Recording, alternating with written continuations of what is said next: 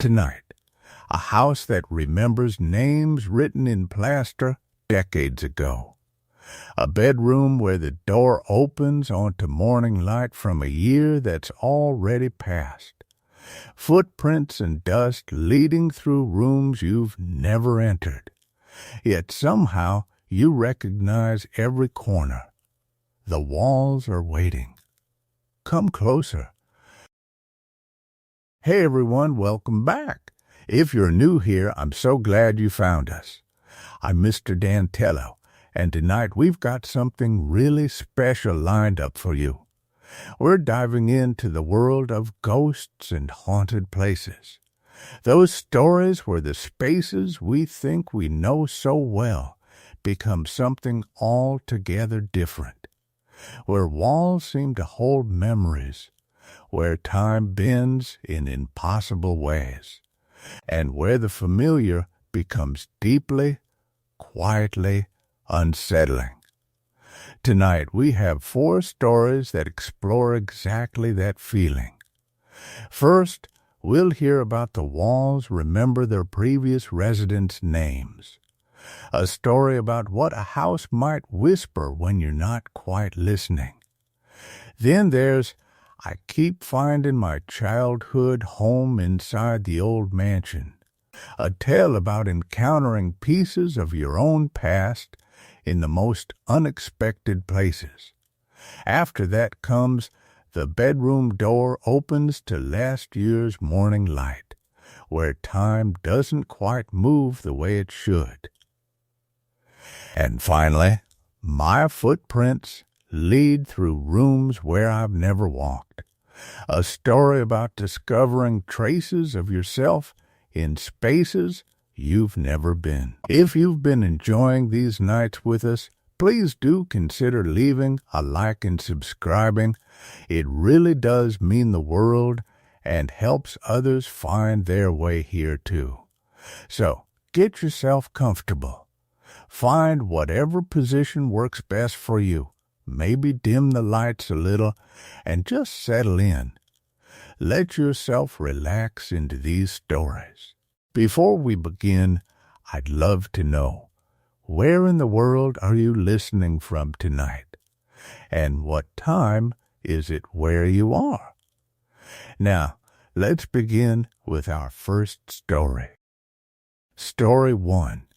The walls remember their previous residents' names. You'll want to strip those walls first thing, the lawyer had said, handing me the keys in his office 3 weeks earlier. They're quite old. Original, I believe. I didn't know what that meant then. I'd never owned a house before. I'd never owned much of anything. The townhouse stood on a quiet street in a neighborhood I'd never visited until the reading of the will. 3 stories of red brick, the kind that had absorbed a century and a half of weather and hadn't minded. The windows were tall and narrow, the way they built them when windows cost money. The front stoop had settled unevenly over the years, so the steps tilted slightly inward, as if the house were leaning forward to tell you something. I arrived on a Thursday with 2 suitcases and a borrowed truck containing furniture from my apartment. That was the extent of what I owned. My distant cousin, I'd met her once at a funeral when I was 9, had left me this place because she had no one else. Our family tree had thinned to almost nothing by the time she died. A cousin I barely knew, giving everything to a cousin who barely knew her. It felt random. It felt wrong in a way I couldn't articulate. The air inside was still, not peaceful still, the kind of still that happens when a space has been closed for too long. When I opened the front door, dust moved lazily through the light coming from the hallway behind me, and the smell hit, not unpleasant exactly, but thick, old wood, fabric that had sat undisturbed, something like skin that had been closed off from air. The living room was dim. Heavy curtains blocked most of the afternoon. I didn't turn on the lights immediately. I stood in the doorway and let my eyes adjust, the way you do when you're trying to understand something you don't want to understand yet. The furniture was still there. Of course it was. This wasn't my cousin's primary home. She'd lived in a condo across the state. This house had belonged to someone before her, and before that, someone else. There was a Victorian sofa with a burgundy velvet that had worn thin at the arms, an upright piano that no one had played in years. The wallpaper was a faded rose pattern, the kind that had been fashionable decades ago and had simply stayed up because removing it required effort. I noticed the peeling first. It wasn't dramatic, just where the paper was pulling away at the seams, where moisture or time or both had loosened the adhesive. The edges curled slightly, like pages of an old book. I'd need to strip it all, the lawyer had said. Original meant old, old meant removal. On my first night, I sat on the velvet sofa in the dark and ate cold pizza from a box. The house settled around me. Old houses do that. They shift and crack and adjust, and you hear every instance of it. Floorboards in the hallway, something in the walls, nothing alarming. Just the sounds of a building that was older than I was by several decades, making peace with gravity. I fell asleep there, on the sofa, and woke around 3 a.m. with the disorientation of sleeping somewhere new. My neck was stiff. The house was very quiet in that hour. Even the ambient noise of the street had stopped. I went upstairs to the bedroom I'd chosen, the larger one on the second floor, and lay under the musty blanket I'd brought, listening to the walls. The walls were very quiet.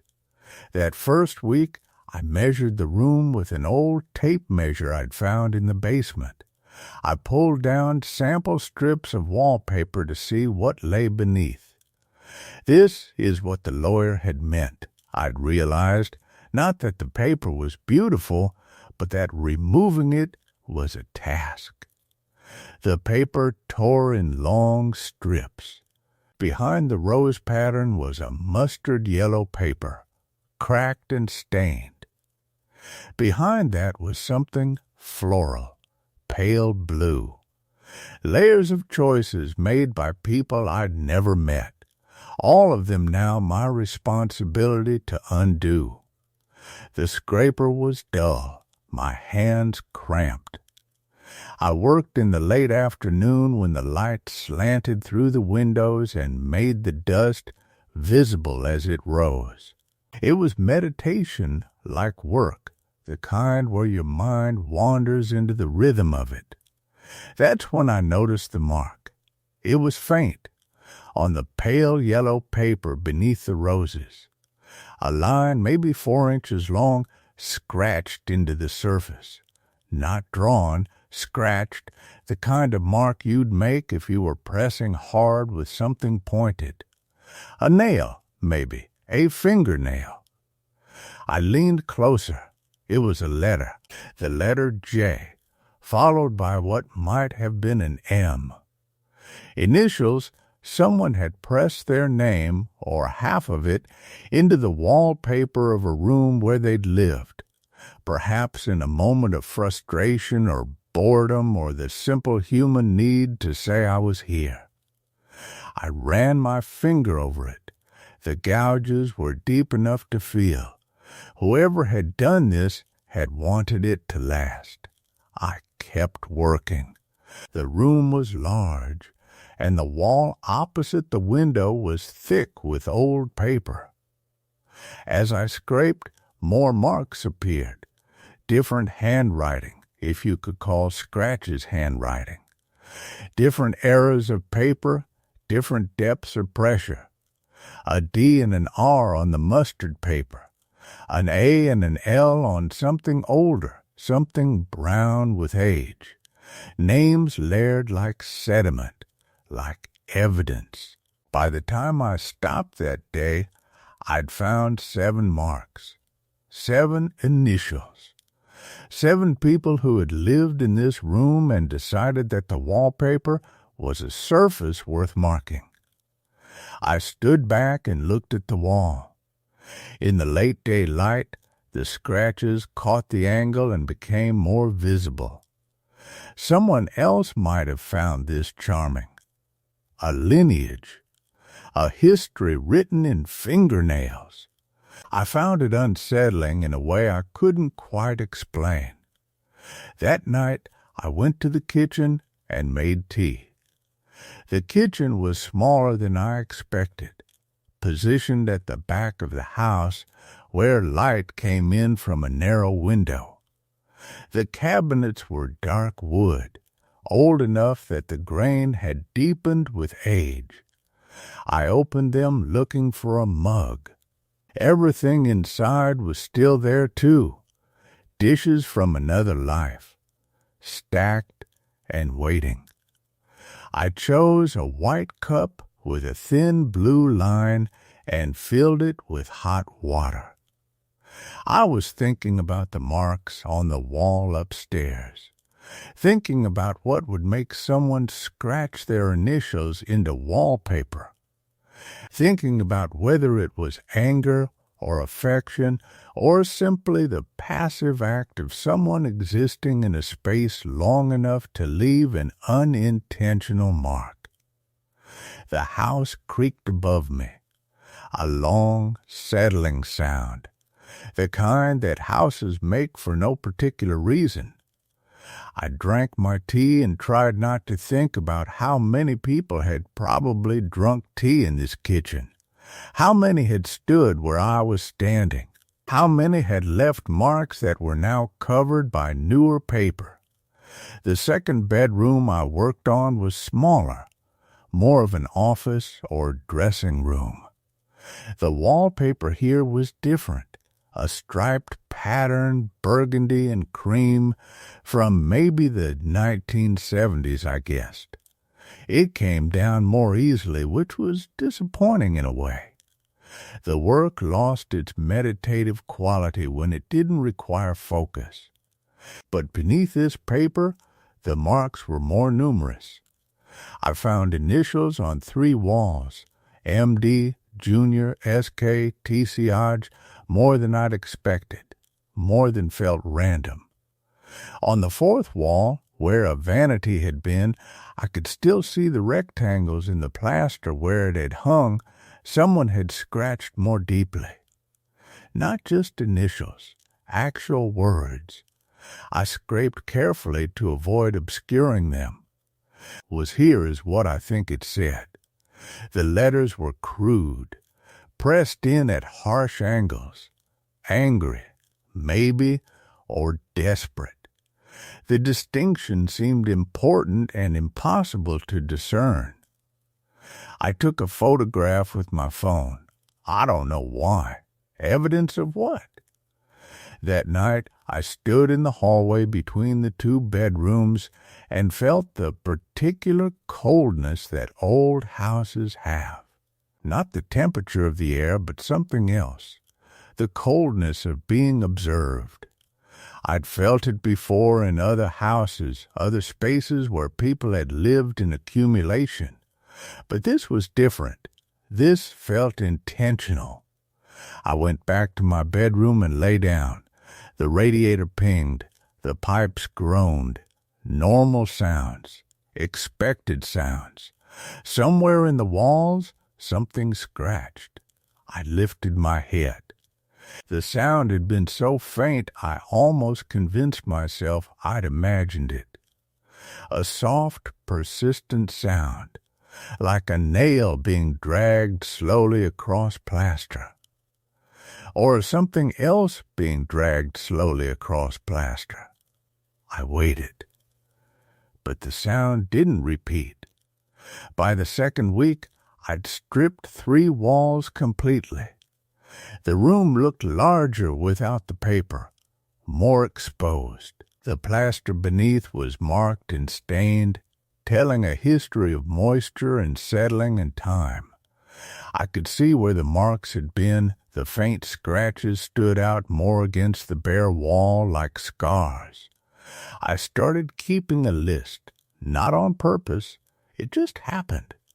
I'd see a new initial and write it down. J.M. Dr. S.K.T.C. AGRBSL. The list grew without me planning for it to grow. The thing about inheriting a house is that you inherit its silence, too. I'd always lived in apartments, in spaces with neighbors, with ambient noise from streets and adjacent lives. This house had silence as a structural feature. It absorbed sound. It made the quiet seem intentional. On a Tuesday night, or maybe a Wednesday, the nights were blurring together. I was working on the bedroom wall again. I'd found a new mark, one I'd somehow missed. It was small, barely visible, just the letter C, a single initial, scratched with less force than the others, as if the person had been tired, or uncertain, or running out of time. I was tracing it with my fingertip when I heard the sound again, scratching longer this time, more deliberate. It was coming from inside the wall. I put my hand flat against the plaster. It was cool, neutral. The scratching stopped. I stood there for a long time, my hand pressed against the wall, waiting for it to resume. Waiting for some explanation that made sense. The house was old. It had settling. It had expansion and contraction. Mice, maybe. Rats in the walls. Old houses had rats. But rats didn't scratch in rhythm. They didn't sound like they were writing. The next morning, I took down the last section of wallpaper in the larger bedroom.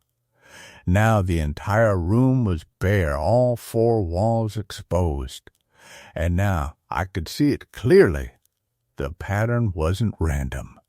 The marks were everywhere, not just initials, small words, names that had been scratched more carefully.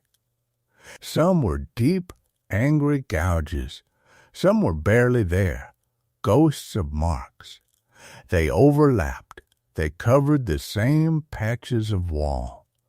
The same initials appeared multiple times, different handwriting, different eras, as if the same people had returned to mark themselves again. I sat on the floor in the middle of the room and tried to understand what I was looking at. This wasn't the work of one person. This wasn't even the work of the residents over normal periods of time. The density was too high. The overlapping too intricate. Someone, multiple someones, had come to this wall repeatedly and marked it. Deliberately, carefully, on purpose. I found a mark that said, "Remember me," but the letters were so small I might have imagined them. I found initials that had been scratched over, then different initials scratched over those. I found what looked like a date, 1987 maybe, or 1977, but the numbers were ambiguous. I stood and went to the window. It was a clear day. Normal, the street outside was ordinary, full of ordinary life. Cars, pedestrians, none of this concerned them. I was alone in this room full of ghost signatures. That night, I didn't sleep. I lay in my chosen bedroom and listened to the walls. The house was quieter than it had been on other nights, as if it were waiting for me to process something, as if it knew I'd finally understood. Around 4 in the morning, I heard the scratching again, closer this time, inside the walls of the room I was sleeping in. It lasted maybe 30 seconds. A deliberate, careful sound, not frantic, not random. Something was writing. I turned on the light. My bedroom walls were blank.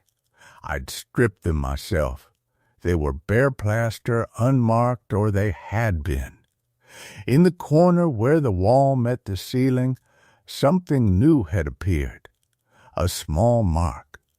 Too small to be a word, too intentional to be anything else. I got out of bed and went to look at it. It was just barely there, barely visible in the electric light. But I could feel it with my fingertip. A scratch, fresh, made in the last half hour while I was lying in bed, made while I was awake. I sat back down on the bed and tried to think about what could cause this.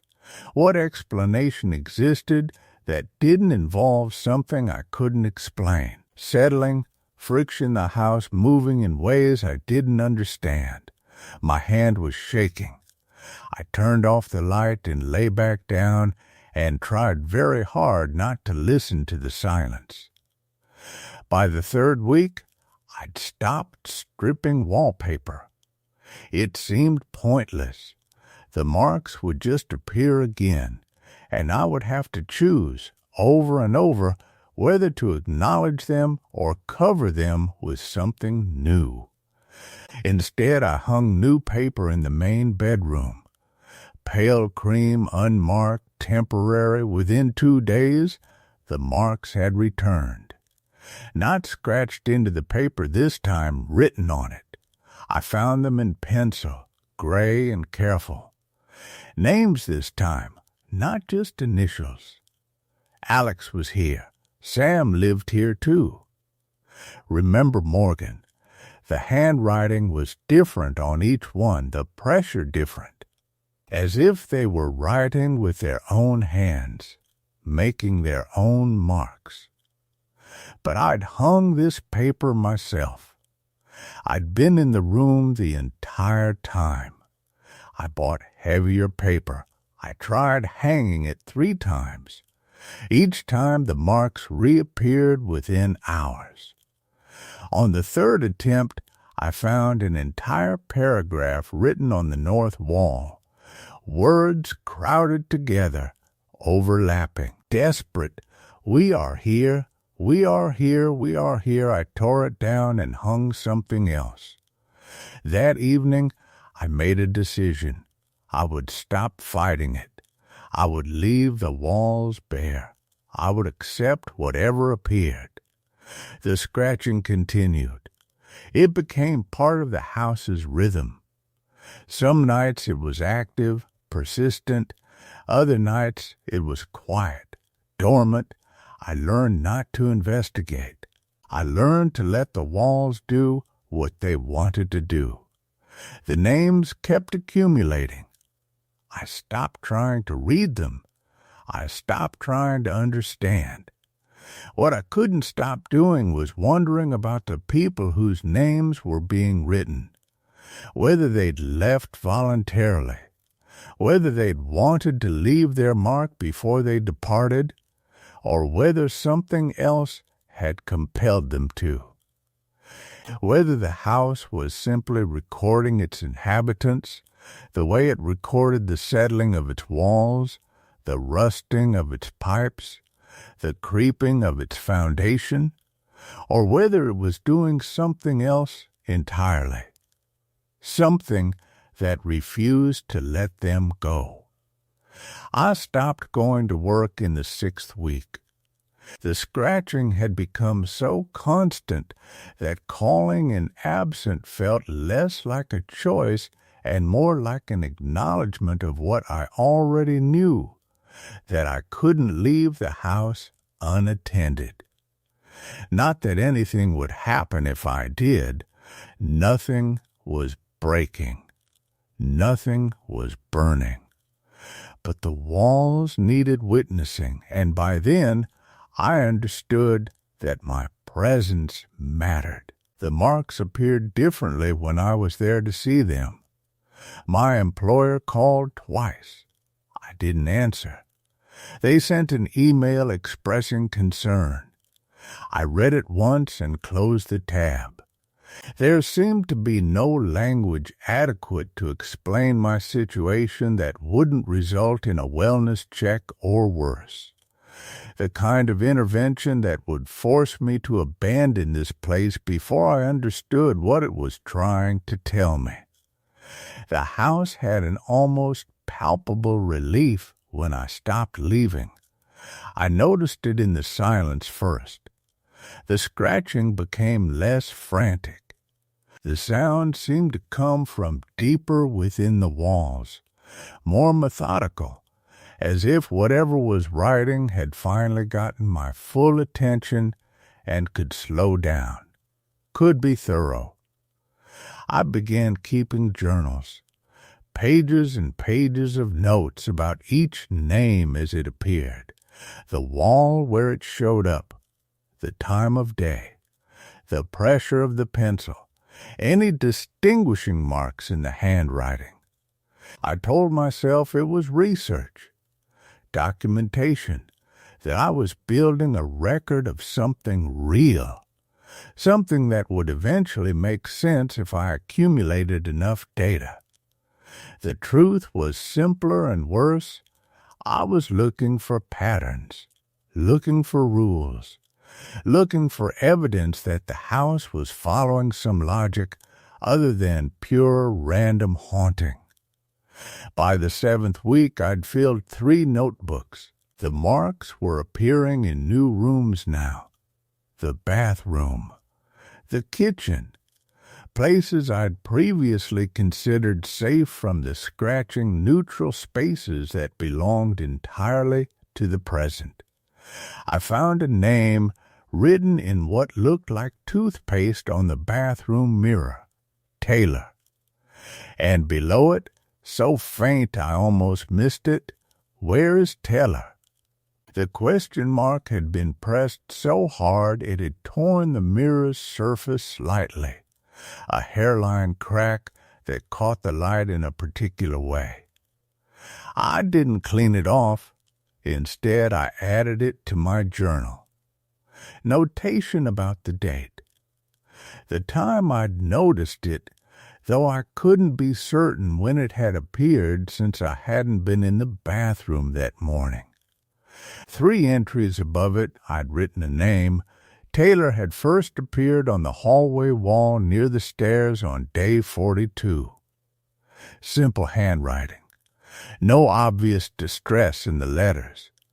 Now, there was a question mark. That was new.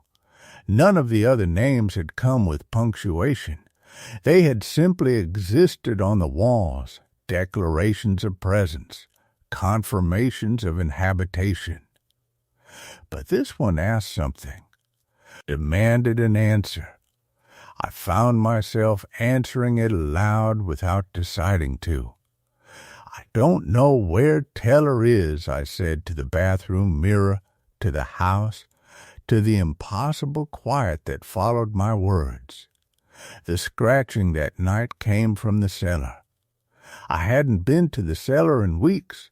There was nothing down there, just old pipes and concrete, and the kind of cold that felt permanent, built into the structure rather than dependent on the season. But the sound was unmistakable, a deliberate, measured scratching against stone, not frantic, not desperate, almost careful. I stood at the top of the cellar stairs with my hand on the light switch and listened to it for 45 minutes. When it finally stopped, I went to bed without investigating. I was learning the rules, I thought. You didn't follow the scratching. You didn't look for the source. You acknowledged it. You listened. You recorded it. And then you waited to see what it would ask next. The next day, I found something different. Not marks on the wall, but marks on me. I discovered it while getting ready. Pale indentations on my left shoulder blade, arranged in a rough pattern. Fingernail marks, or something close to them. 5 of them, evenly spaced. I stared at them in the bathroom mirror for a long time, turning my shoulder this way and that, trying to remember if I'd scratched myself in my sleep, whether it was possible I'd been so absorbed in my journals that I'd done it without noticing. The marks were too precise for that. I added them to my journal anyway. Physical contact, I wrote. First occurrence. The clinical language felt necessary, protective somehow. If I could document it, quantify it, it remained within the realm of the observable. It stayed data rather than becoming proof of something crossing from the walls into the world I inhabited. That night, I heard breathing in the hallway. Not labored, not threatening, just breathing, quiet and steady, the kind you hear when someone is standing very still, listening to you as intently as you're listening to them. I sat up in bed and held my own breath, trying to time it, trying to understand the rhythm. There was something almost mechanical about it, too consistent, too regular, like a recording played on a loop. I got out of bed slowly and opened the bedroom door. The hallway was empty, but the temperature there was noticeably colder, the air feeling dense in a way that suggested it had recently been disturbed. I stood in that cold spot for several minutes, watching the darkness, waiting for the breathing to resume. It didn't. Instead, there was a sound like something being dragged across the floor, a sustained, whispering sound that started at the far end of the hallway and moved slowly toward the stairs. Not heavy, not violent, just something moving. Present, crossing from one space to another as if it had every right to do so. I followed the sound without meaning to, my feet moving before my mind fully considered whether that was wise. The dragging sound stopped at the 3rd stair from the bottom. In the dim light that came through the front door's frosted glass panels, I could see nothing unusual. No marks on the steps, no indication that anything had passed through here. But there was a pencil lying on the stair, not old, not aged or weathered. A regular wooden pencil, the kind you could buy from any store, with a pink eraser still intact. It had been sharpened recently, the point was clean, the wood fresh. I picked it up and felt its weight in my palm, solid and real and utterly inexplicable. There was no pencil in my house that I could remember bringing home. I didn't draw, I didn't sketch. The marks on the walls had appeared without any pencils I'd ever found lying around, except this one. I took it to my journal and turned to the first page I'd written about the scratching. I pressed the pencil's point to the paper and drew a simple line. The lead was perfectly functional. I went back to the cellar stairs and descended, the pencil still in my hand, my heart performing an odd, stuttering rhythm in my chest. The basement was cold as I remembered. the air tasting faintly of rust and old concrete. My breath became visible almost immediately, white and thin and quickly dissolving. The walls down there were bare brick, unpainted and ancient. But as my eyes adjusted to the dimness, I realized the bricks had text carved into them, not scratched. Carved deep, the kind of damage that would take significant effort, significant time. Names everywhere, actually, names I recognized from my journals, carved into brick that predated the house's wallpaper by decades at least. I read them slowly, moving along the wall with my flashlight. Alex, Sam, Jordan, Casey, dozens of them. Some carved alongside dates that ranged back over a century. Some accompanied by marks that might have been attempts at pictures, crude representations of faces or hands, or something that might have been doors. One name in particular caught my attention. Blake, carved with particular depth, the letters almost violent in their deliberation. Beneath it was carved a question, the same punctuation I'd seen on the bathroom mirror. Where did I go?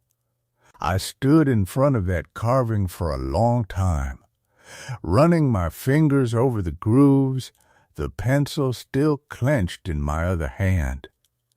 The cold seemed to emanate from this particular section of wall, more intense, more present than anywhere else in the basement. When I finally turned to leave, I saw writing on the stairs I was certain hadn't been there moments before. In pencil. Fresh, we're still waiting. The words were written in a handwriting I didn't recognize. A shaky, uncertain script that suggested the person writing had been afraid, or hesitant, or fighting against something. I climbed the stairs slowly and stood in my kitchen for the remainder of the night, the found pencil on the table in front of me, my journal open to a blank page. I didn't sleep. By morning, I'd written 17 new entries. By evening, there were more marks on the walls. And I finally understood the house wasn't haunted. It was a record, a chronicle. And I was becoming part of what it was recording. The pencil stopped working on the third day. I found it on my kitchen table that morning, the lead completely gone, worn down to nothing, as if someone had written through the entire night without pause. The wooden shaft was still intact, still solid, but the point had been reduced to blunt wood. I picked it up and felt the faint ghost of graphite dust on my fingertips. That's when I noticed the new writing on the kitchen walls. It covered the space above my sink in dense, overlapping script, layers upon layers, as if multiple hands had been writing simultaneously, their words tangling together in desperate urgency. I could make out fragments, please look, and we were here, and the walls, remember, repeated over and over.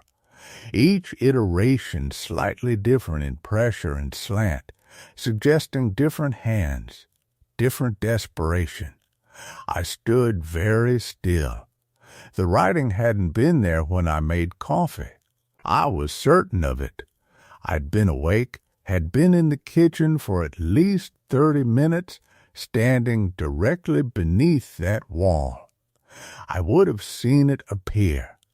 I would have heard something, the scratch of pencil, the movement of arms, the presence of another person in my space. But there was nothing. No sound. No movement in my peripheral vision.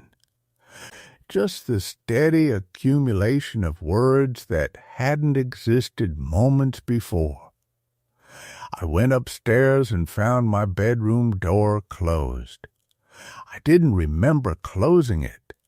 The room was cold, far colder than the rest of the house, and the window was open despite my certainty that I'd locked it the night before. The curtains moved slightly in the wind and on the wall beside my bed. Someone had written something in pencil so faint I could barely read it. I remember you. My hands were shaking as I moved through the house. The bathroom mirror had changed. The question mark was still there, but now it was surrounded by an elaborate border of marks, like a frame or a barrier. The living room wall displayed new text, newer than the others. The graphite still dark enough that I could trace the writing with my finger without pressing hard. How long did you last before you understood? The words were written at eye level, in handwriting that was steadier than the others, almost controlled, almost deliberate. I went to the basement. The carved names had multiplied. New ones appeared alongside the old, but these were different. They weren't carved into brick with effort and time. They were scratched, hastily, some of them barely legible. Riley, Taylor, Drew, Avery, and between them, the same question, repeated dozens of times now. Where did I go? Where did I go? Where did I go? The stairs still bore the message from before. We are still waiting. But beneath it, someone had added more. We have been waiting a very long time. I sat on the bottom step for a long time, the spent pencil still in my hand, and tried to think clearly. There were explanations. I was exhausted. I'd been seeing things that weren't there, was writing things myself in a dissociative state, was losing my grip on what was real. People did that. People broke down. People forgot what they'd done. But I hadn't forgotten. And when I went back upstairs and looked at the writing in my journal, at the 17 entries I'd made the night before, I recognized none of the handwriting. It wasn't mine. I hadn't written any of it. By evening, there was a new pencil on my kitchen table. It was sharp, pristine, the eraser still pink and perfect. Untouched, waiting, and beside it, a message written on the table itself, in permanent marker or paint or something that wouldn't erase. Something that had seeped into the wood grain. Your turn. I didn't write with it. I left the pencil on the table and locked myself in my bedroom, and I tried to sleep, and I failed. Instead, I lay in the darkness and listened to the sounds of the house settling around me. But they weren't settling sounds. They were deliberate sounds. Footsteps in the hallway. A drawer opening in the kitchen, closing again. The creak of the basement door, opening slowly, then closing. And underneath it all, the faint whisper of pencil on paper. Constant, unceasing. The sound of someone writing, someone recording, someone documenting something that had happened or was happening or would happen. The sound of someone leaving their mark. When I finally turned on the light at 3 a.m., I found that my walls had changed completely. Every bare space in my bedroom was covered now, floor to ceiling, in text. Names and questions and pleas, written in dozens of different hands, layered so thickly that some words were illegible, buried beneath the weight of all the others. And at the center of the wall opposite my bed, in letters large enough that they dominated everything else, someone had written, "Who are you?" The handwriting was mine. I could feel it in my bones, that certainty, that knowledge. It was my hand that had written those words, even though I had no memory of it, even though I had never taken pencil to wall. Some part of me, some version of me that existed in the spaces between sleep and waking had written those words. And I understood then, in the way you understand something that doesn't require explanation, something that simply is, I was becoming the next entry. The house was recording me the way it had recorded all the others. The pencil was a key, and I had already begun to use it. The walls were learning my handwriting, memorizing the shape and pressure of my pen, the unique way I formed my letters. Soon it would be difficult to distinguish between my writing and theirs. Soon my voice would be just another layer in the endless accumulation of words that covered these surfaces. I went back downstairs and picked up the pencil from the table. It felt warm in my hand, as if someone had just set it down, as if someone had been holding it moments before.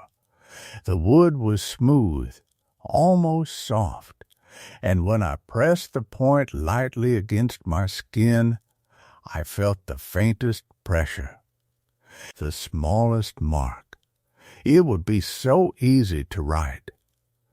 To pick up a pencil and put words on paper, on walls, to add my questions to the others, to join the endless chorus of voices asking, "Where did I go? Where did I go? Where did I go?"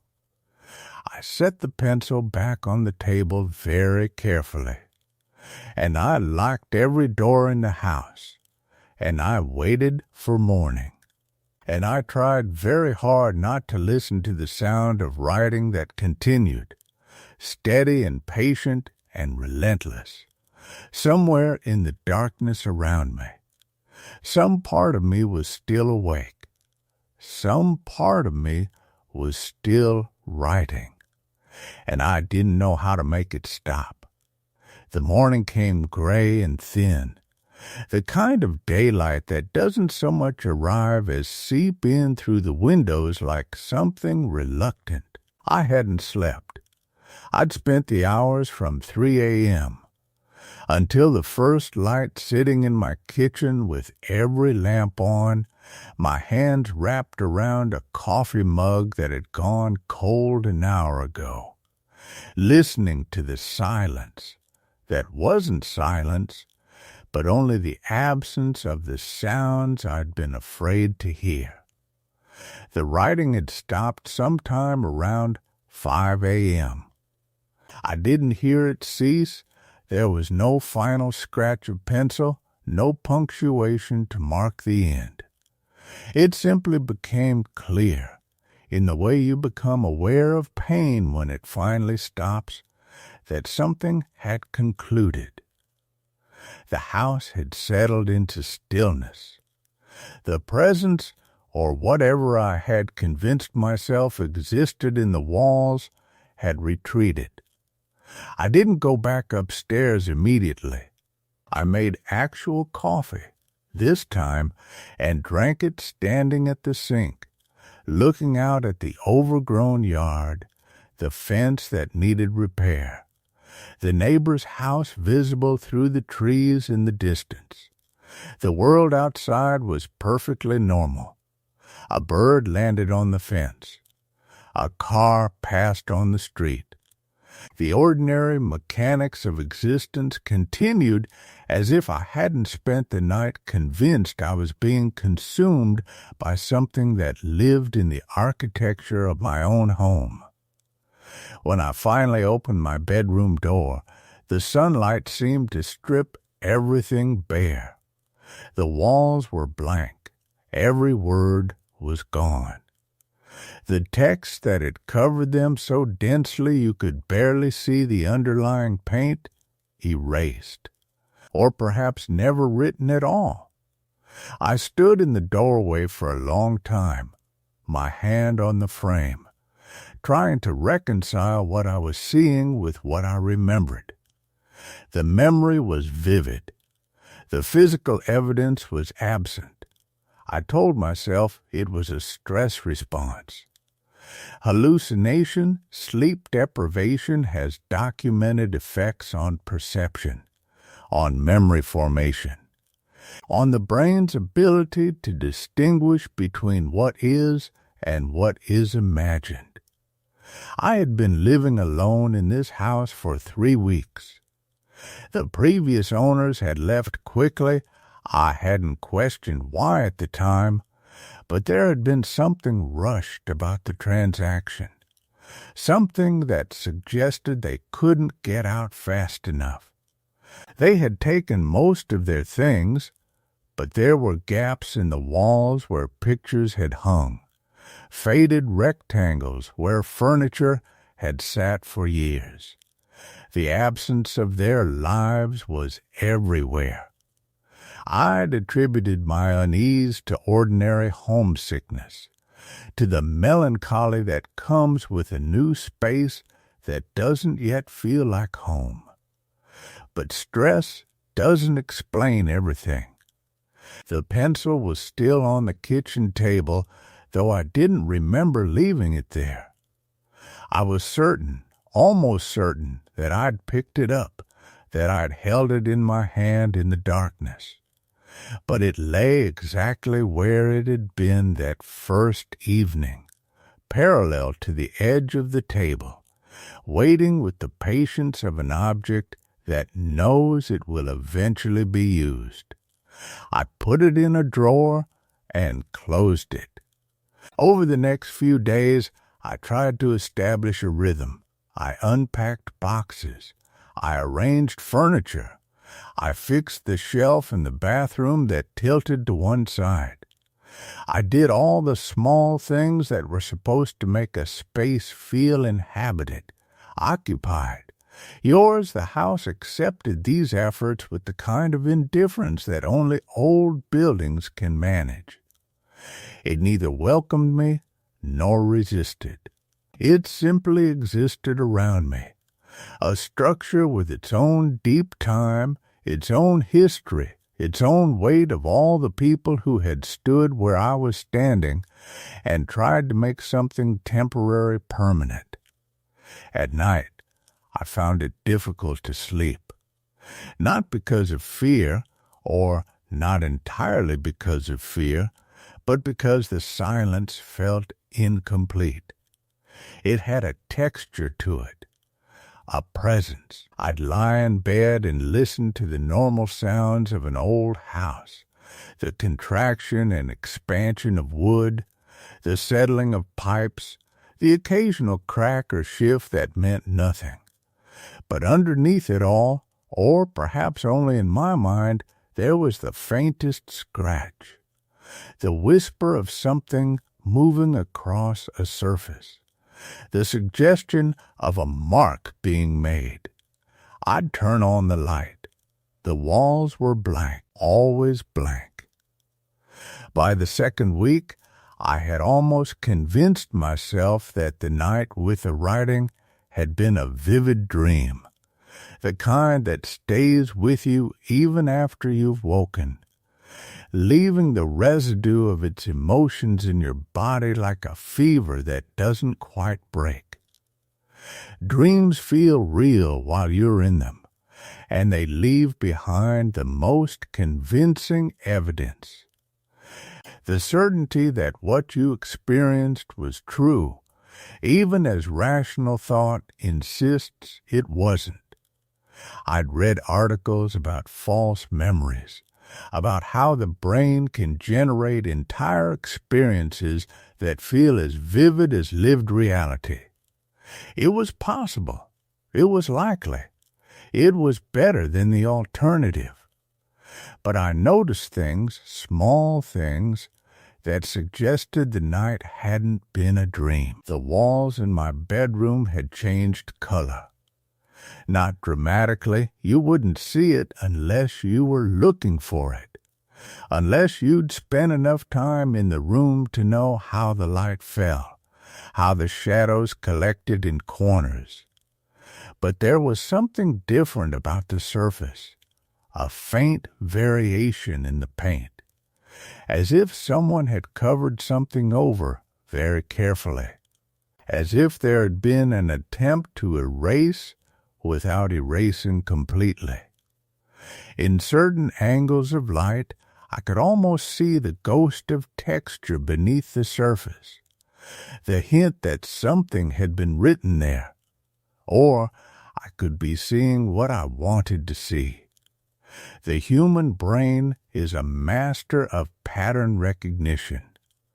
We find faces in clouds and intentions in random events. We see what we're afraid of, what we expect to find. In the kitchen, I discovered that several windows of the house's cabinet doors had cracked, not shattered, just single fractures running diagonally across the glass like veins. I hadn't heard them break. I had no idea when it had happened. When I opened one of the doors, the glass was warm to the touch, which was impossible given that the temperature outside had been dropping into the 30s at night.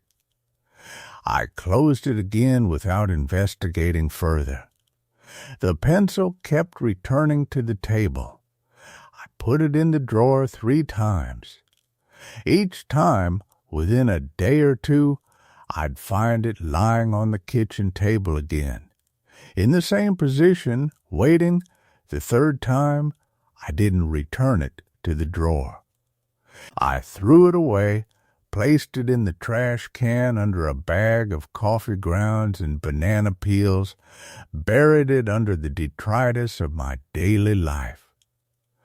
The next morning, it was on the table. I told myself I was moving it in my sleep, that my subconscious mind was returning it to its place out of some kind of compulsive behavior. But I knew I wasn't. I could feel the difference between the things my conscious mind did and the things that happened around me without my participation. It was the difference between action and passivity, between will and surrender. By the 3rd week, I had stopped trying to resist it. I'd stopped asking how it was possible. I'd stopped cataloging the ways the house was changing. The small disturbances that suggested something was still at work beneath the visible surface of ordinary life. Instead, I tried to live normally. I worked from home, sitting at the dining room table with my laptop, attending video calls with colleagues who knew nothing about where I was, who saw me in a little square of video and couldn't see the house pressing in around me, couldn't see the weight of it in the set of my shoulders, the dullness that had crept into my eyes. I cooked dinner for myself each night. I read before bed. I took walks around the property, noting the places that needed work, the fence that needed replacing, the gutters that were pulling free from the eaves.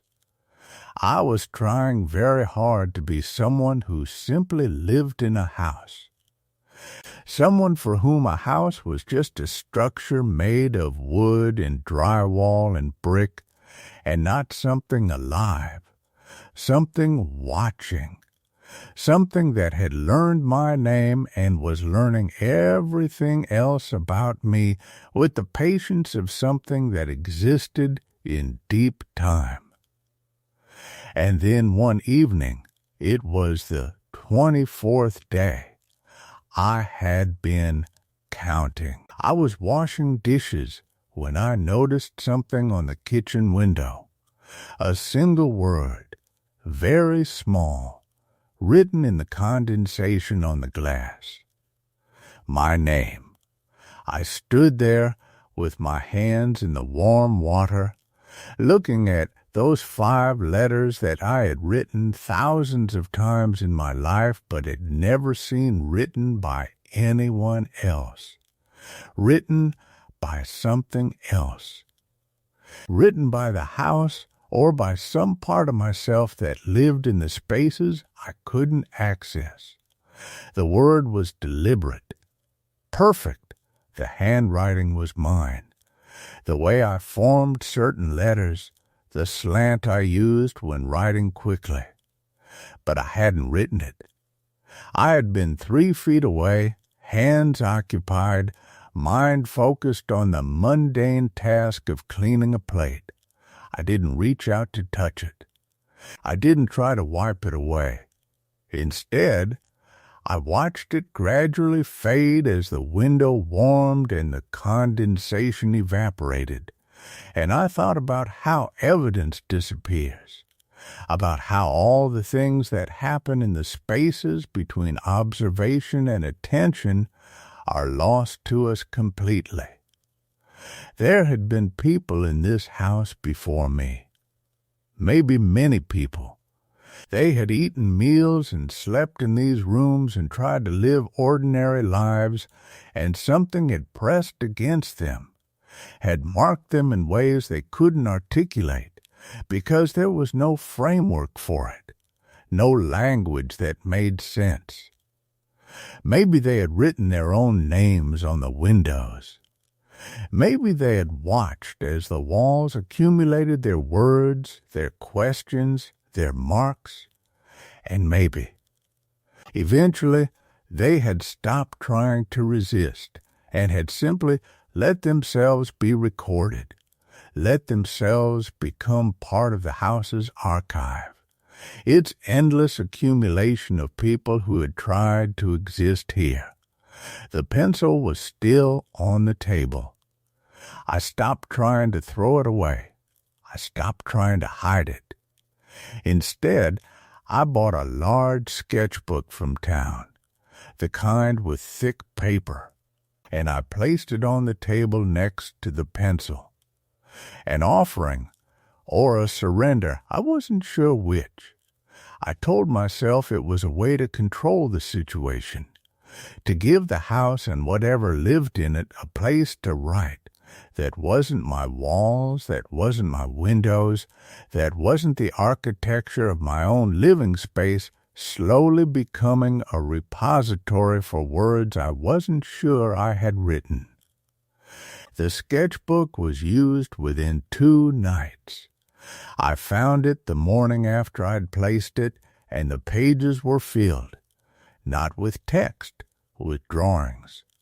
Architectural sketches of the house from angles I'd never seen, from outside, from above, from below.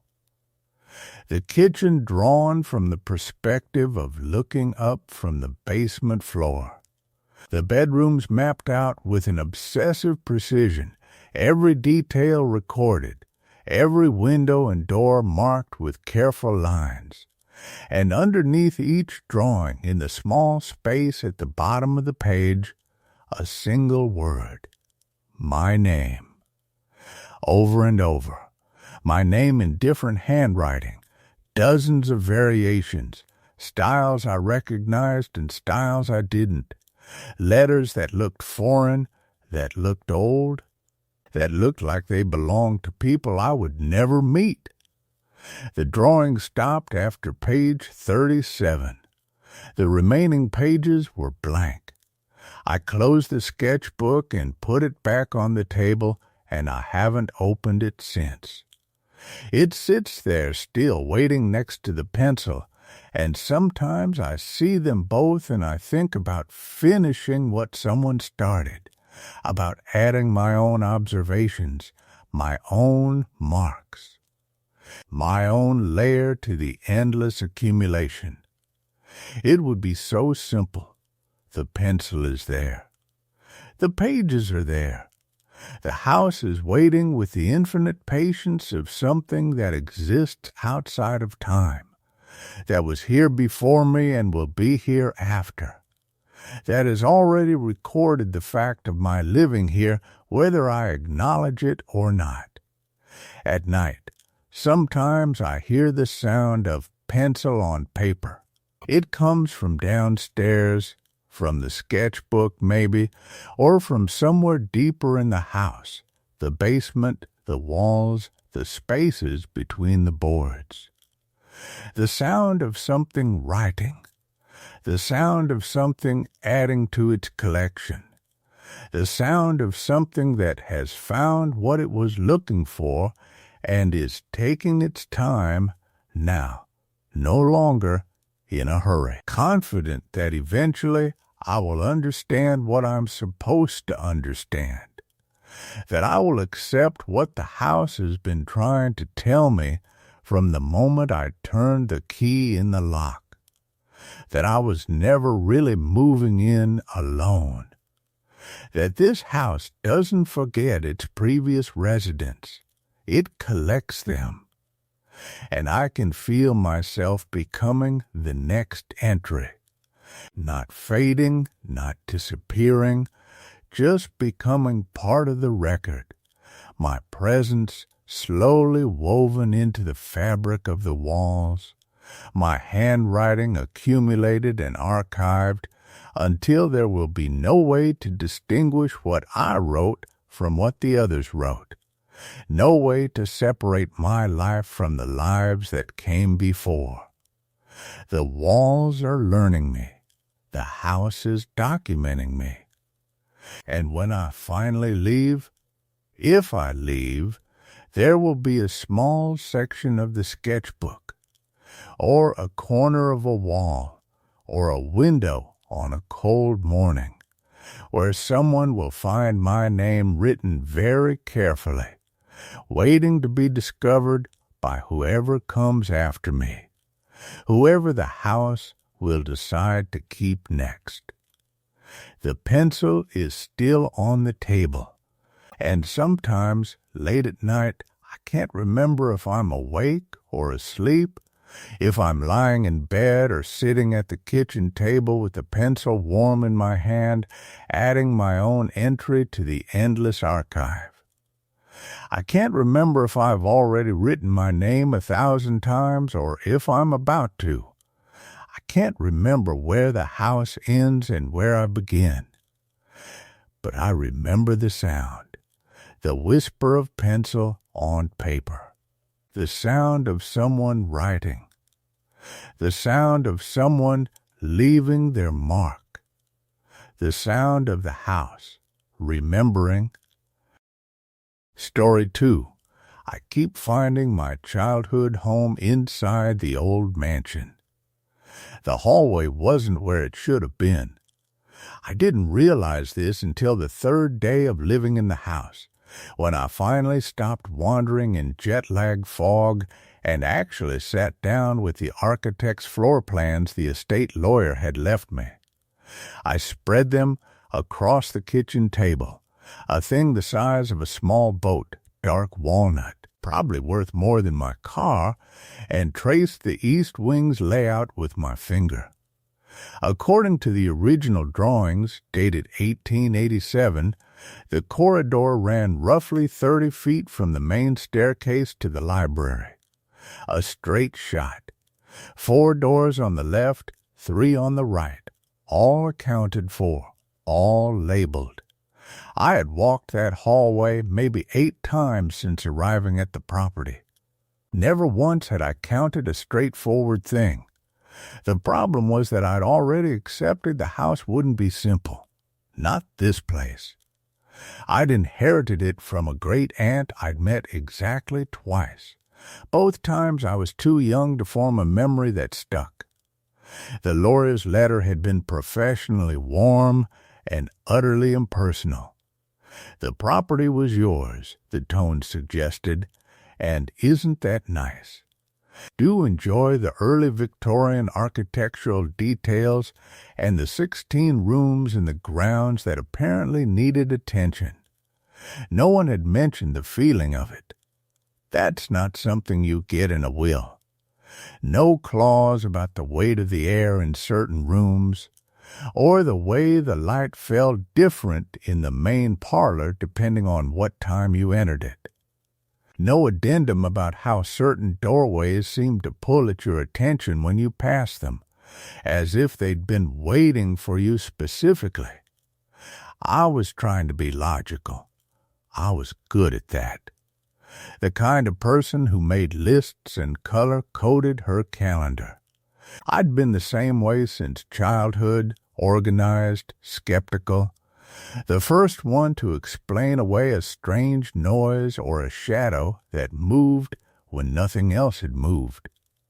My friends used to joke that I'd drain all the mystery out of a room just by walking into it. The house was testing that. It was October. Late October, the kind where the light starts leaving by 4 in the afternoon. And the trees all around the property had bled into rust and orange and that particular shade of brown that only happens in autumn. I'd bought groceries, unboxed enough of my things to make the master bedroom feel less like a museum set, and tried not to think about how permanently I'd burned the bridge back to my old city. My old job. My old apartment with the radiator that clanked, and the neighbor who played the same 3 songs on repeat, but at least it was comfortable. This was a fresh start. That's what I'd told myself. That's what I kept telling myself. The morning of the 3rd day, I'd made coffee in an electric kettle, because the kitchen's ancient stove terrified me. I'd unrolled the floor plans on the largest table in what the lawyer had called the breakfast room, a space roughly the size of my entire former apartment, fitted with windows that looked out onto a garden that had clearly not been touched since summer ended. Hydrangeas blown to papery brown. Roses tangled and unruly. My coffee had gone cold while I traced the hallway on the plans. According to the drawings, the east wing was elegant in its simplicity. Symmetrical, proportioned, the sort of thing that would have made sense to walk through, that wouldn't tease your sense of distance and turn a 30-foot corridor into something that felt longer when you weren't quite paying attention, and somehow shorter when you were. I stood up, grabbed the plans, went looking for the hallway. The house smelled like old wood and old fabric, with an undertone of something else, not unpleasant, but not quite pleasant either, like the inside of an antique shop. Like time had a texture, and I was breathing it in. The main staircase curved upward with the kind of confidence only Victorian architecture could manage. The landing split 3 ways, forward into the formal rooms, left down toward the master suite, and right. That was the east wing. I'd taken that right turn more than once already. The hallway began the same way it always did. Panels of dark wood on the walls, wainscoting at waist height, and above that a floral wallpaper that had faded to the color of old ivory. The pattern was roses and something that might have been vines, though time had made the design abstract enough that you couldn't be entirely certain. 2 electric sconces on each wall, original fixtures that some distant previous owner had installed without removing the gas lamps beneath them. Both the electric bulbs and the old lamp plates remained, like archaeological layers. The first door on the left was locked. The first door on the right was locked. All of them were locked, as it turned out. The lawyer had mentioned this in a footnote. The east wing rooms had been sealed since 1952. No explanation, no reason given, just sealed. He'd left me a ring of keys, but none of them had matched any of the east wing locks. He'd suggested I contact a locksmith if I wanted access. He'd suggested this in a tone that made it clear he very much hoped I would not. I stood in the hallway now, holding the floor plans, trying to measure the distance with my eyes. The hallway was longer than 30 feet. I was certain of this, the kind of certain you can be when you've walked a distance repeatedly, and your body understands space the way your conscious mind sometimes doesn't. But when I looked at the actual walls, at the spacing of the doors, at the perspective as it stretched toward the library entrance at the far end, something about the proportions wouldn't quite settle into sense. The plans showed 4 doors on the left, 3 on the right. What I stood looking at was, well, I couldn't count them clearly.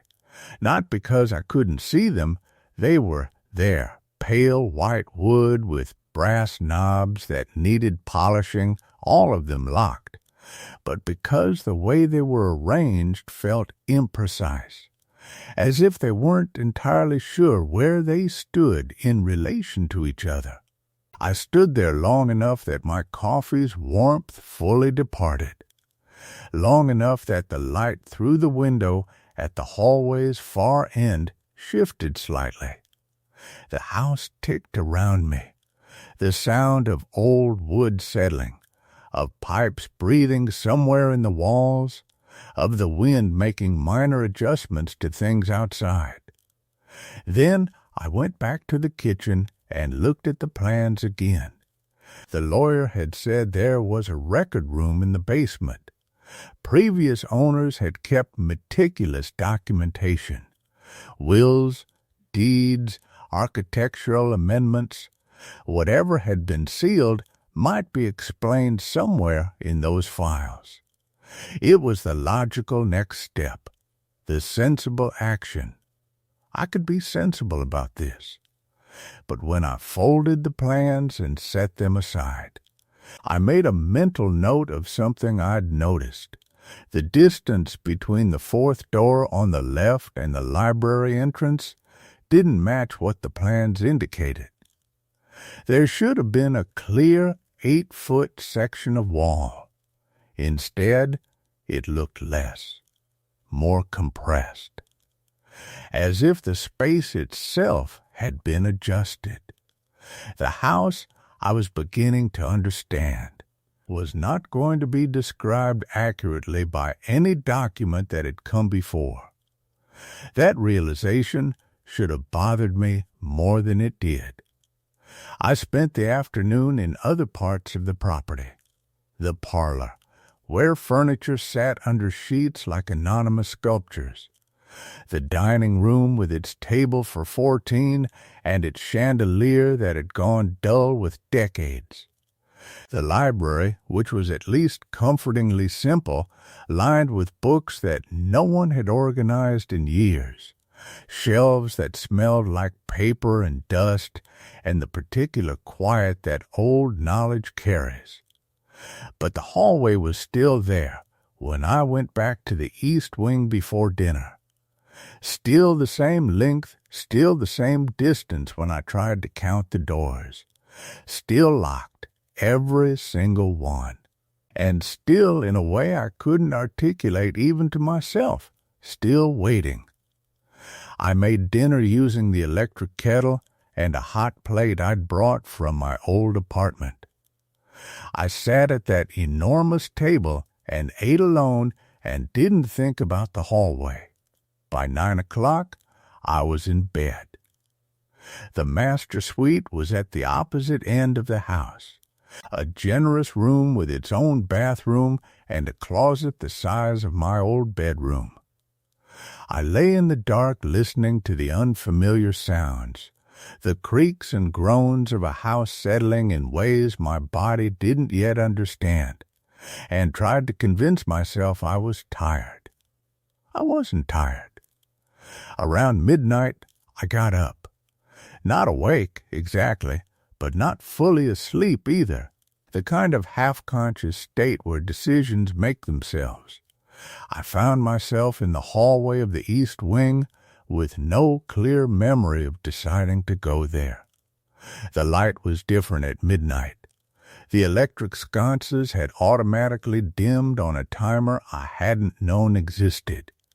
The darkness wasn't complete, but it was enough to change the space entirely.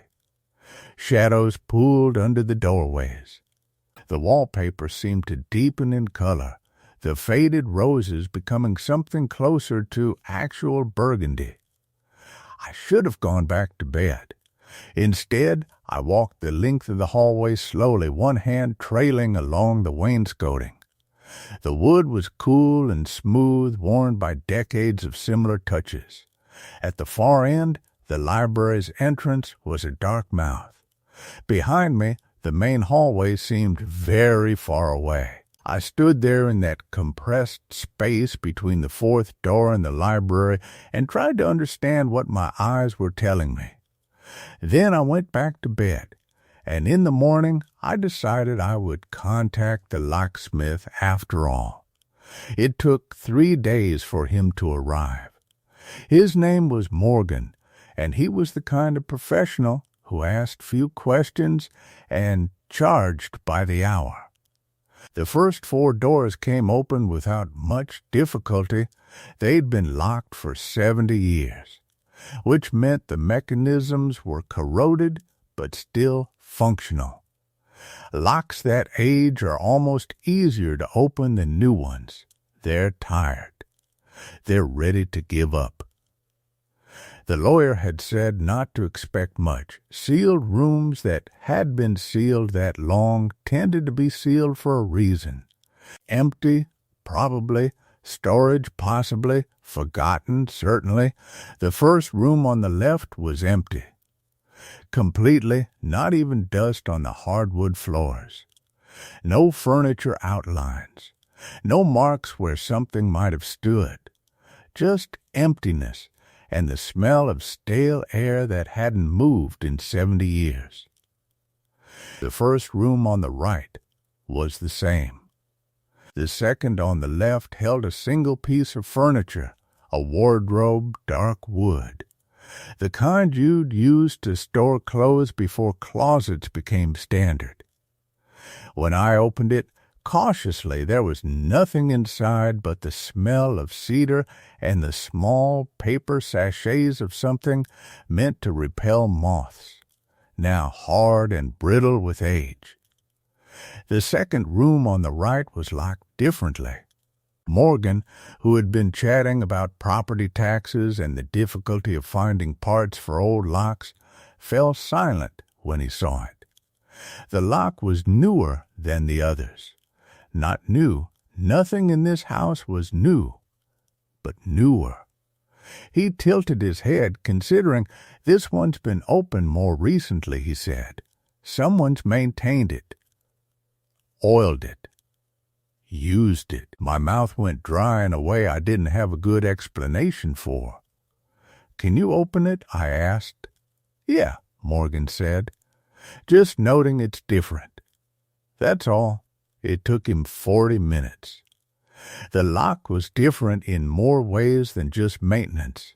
It was a different mechanism entirely, something more complex, more intentional. When it finally gave, Morgan smiled the way a locksmith smiles when he's solved something interesting. I pushed the door open. The room was small, maybe 12 feet by 14. And it was full of the particular quality of light that happens when a space has been sealed away from time. There was a bed, a child's bed twin-sized with a white iron frame and a blue quilt faded to the color of old denim. There was a small dresser, painted white, with the kind of mirror that tilts. A bookshelf holding a selection of books with worn spines. A window curtained with thin white fabric that had gone the color of cream. Everything was exactly as I remembered it. Not similar to, not evocative of. Exactly, this was the bedroom I'd slept in from the age of 5 to the age of 7, in a house in Ohio that had been demolished 15 years ago to make room for a parking lot. Morgan had moved back out into the hallway. He was the type of professional who understood when not to be present for certain moments. I stood in the doorway and felt something in my chest tighten down to a point of impossible pressure. The dust on the dresser top was arranged in a pattern I recognized from a memory I'd been trying to forget. The morning my parents told me we were moving again, and I'd been angry enough to throw things across the room.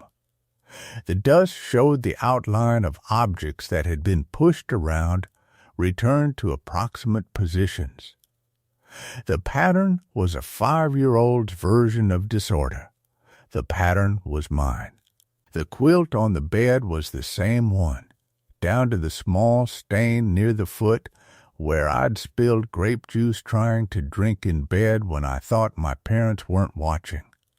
The bookshelves held the same books, the fairy tales with the gilt edges, the early reader books with the friendly illustrations, the thick picture book about animals of the world that I'd read until the spine gave up.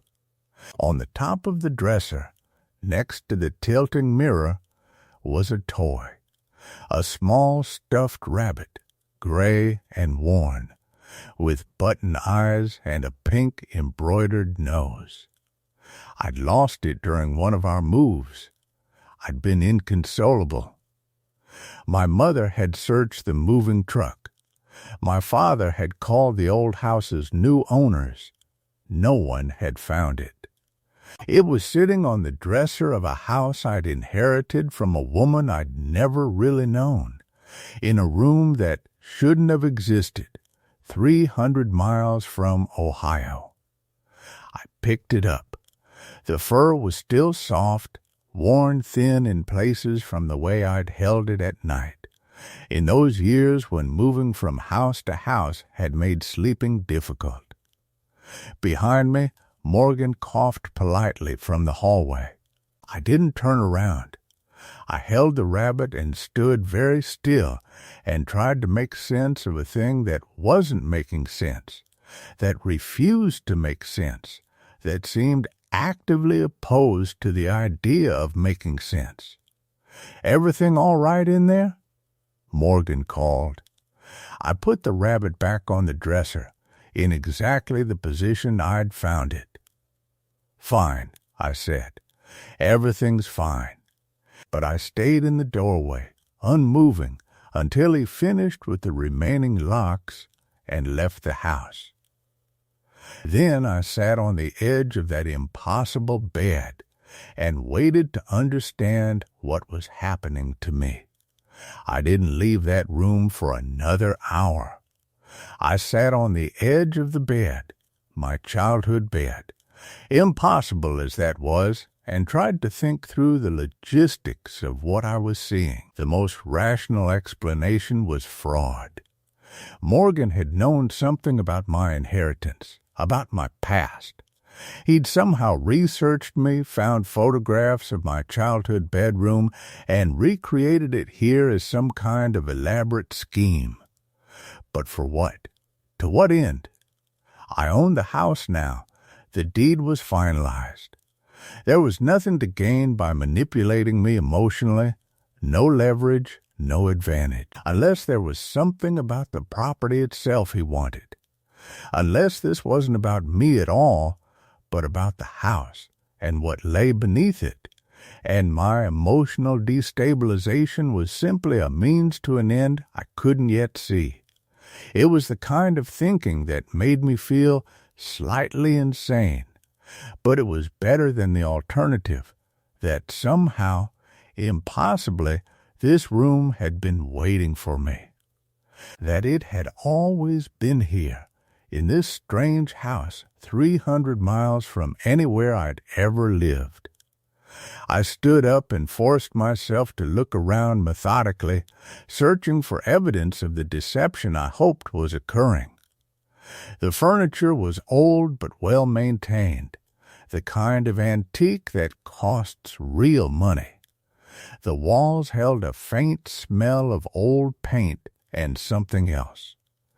Something floral and slightly sweet, like dried lavender. That wasn't in my childhood room.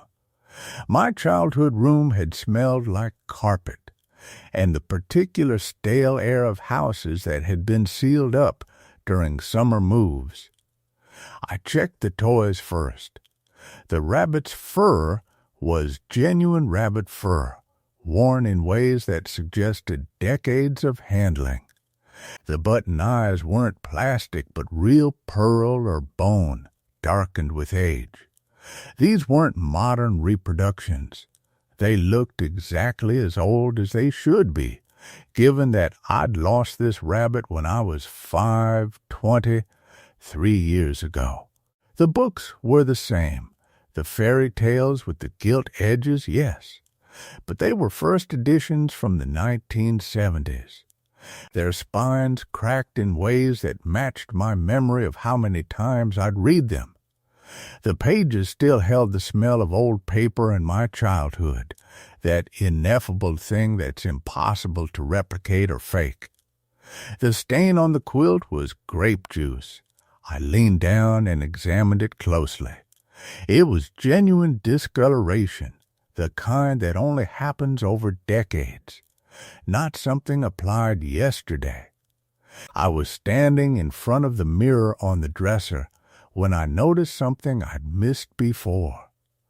The mirror itself was warped, not in a way that suggested old age or poor craftsmanship, but deliberately.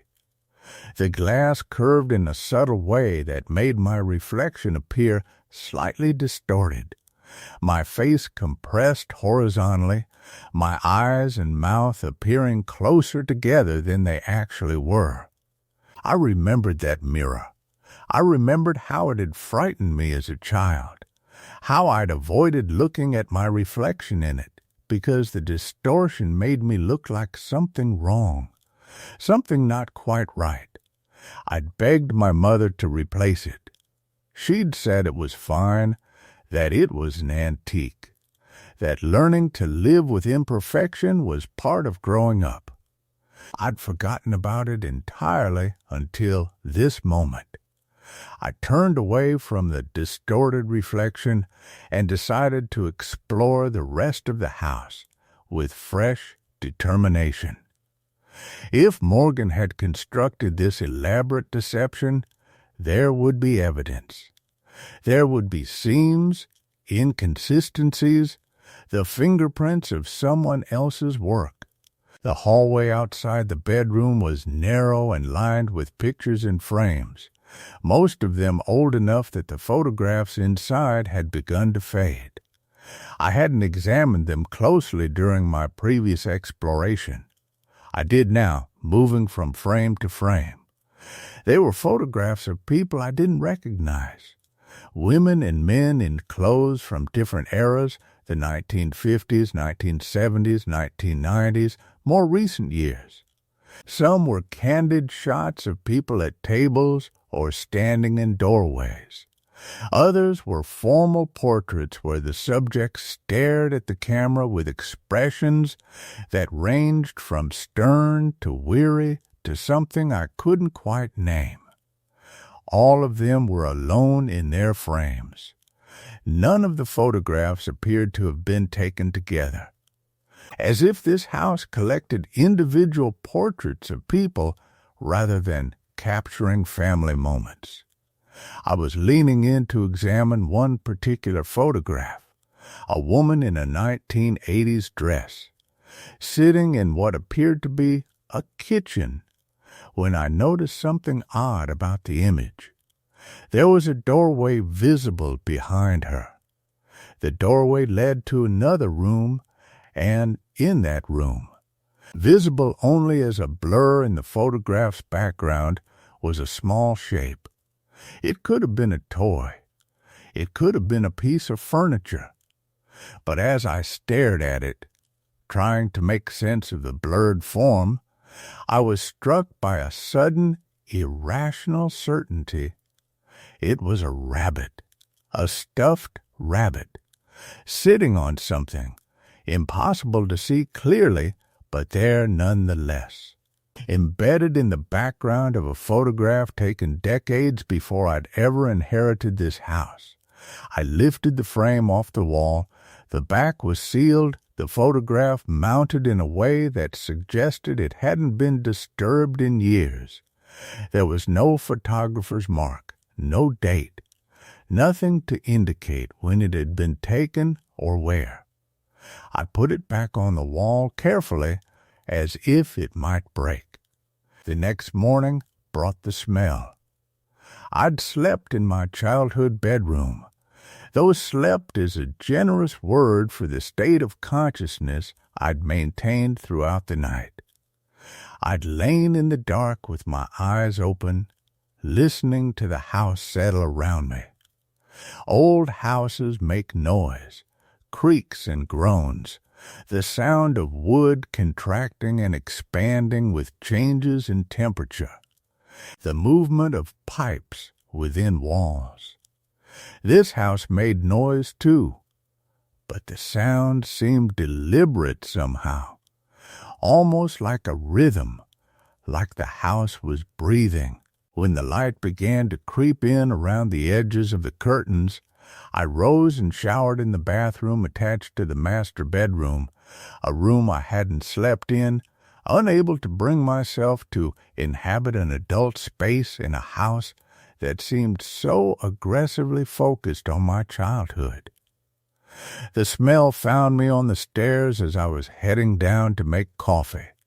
It was floral at first, roses, maybe, or peonies, but underneath it was something else, something organic and slightly wrong, like flowers that had been left in water too long and had begun to rot from the inside, the perfume of decay masquerading as the perfume of growth.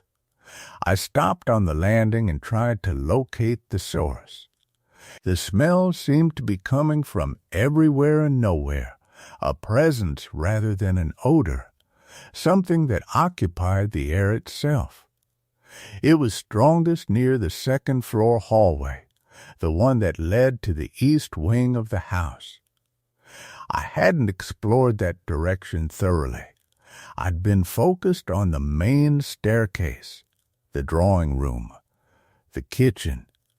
But now, drawn by the smell and by the logic that dictated I should know my own property, I walked toward it. The hallway was longer than I'd realized, stretching back deeper into the house than the exterior dimensions should have allowed. The wallpaper was a deep green, faded in some places to nearly gray, and covered with patterns of vines and flowers. The vines seemed to move when I looked at them peripherally, not actually move, I knew, but the pattern was designed to create that illusion, to make the eye want to follow them somewhere.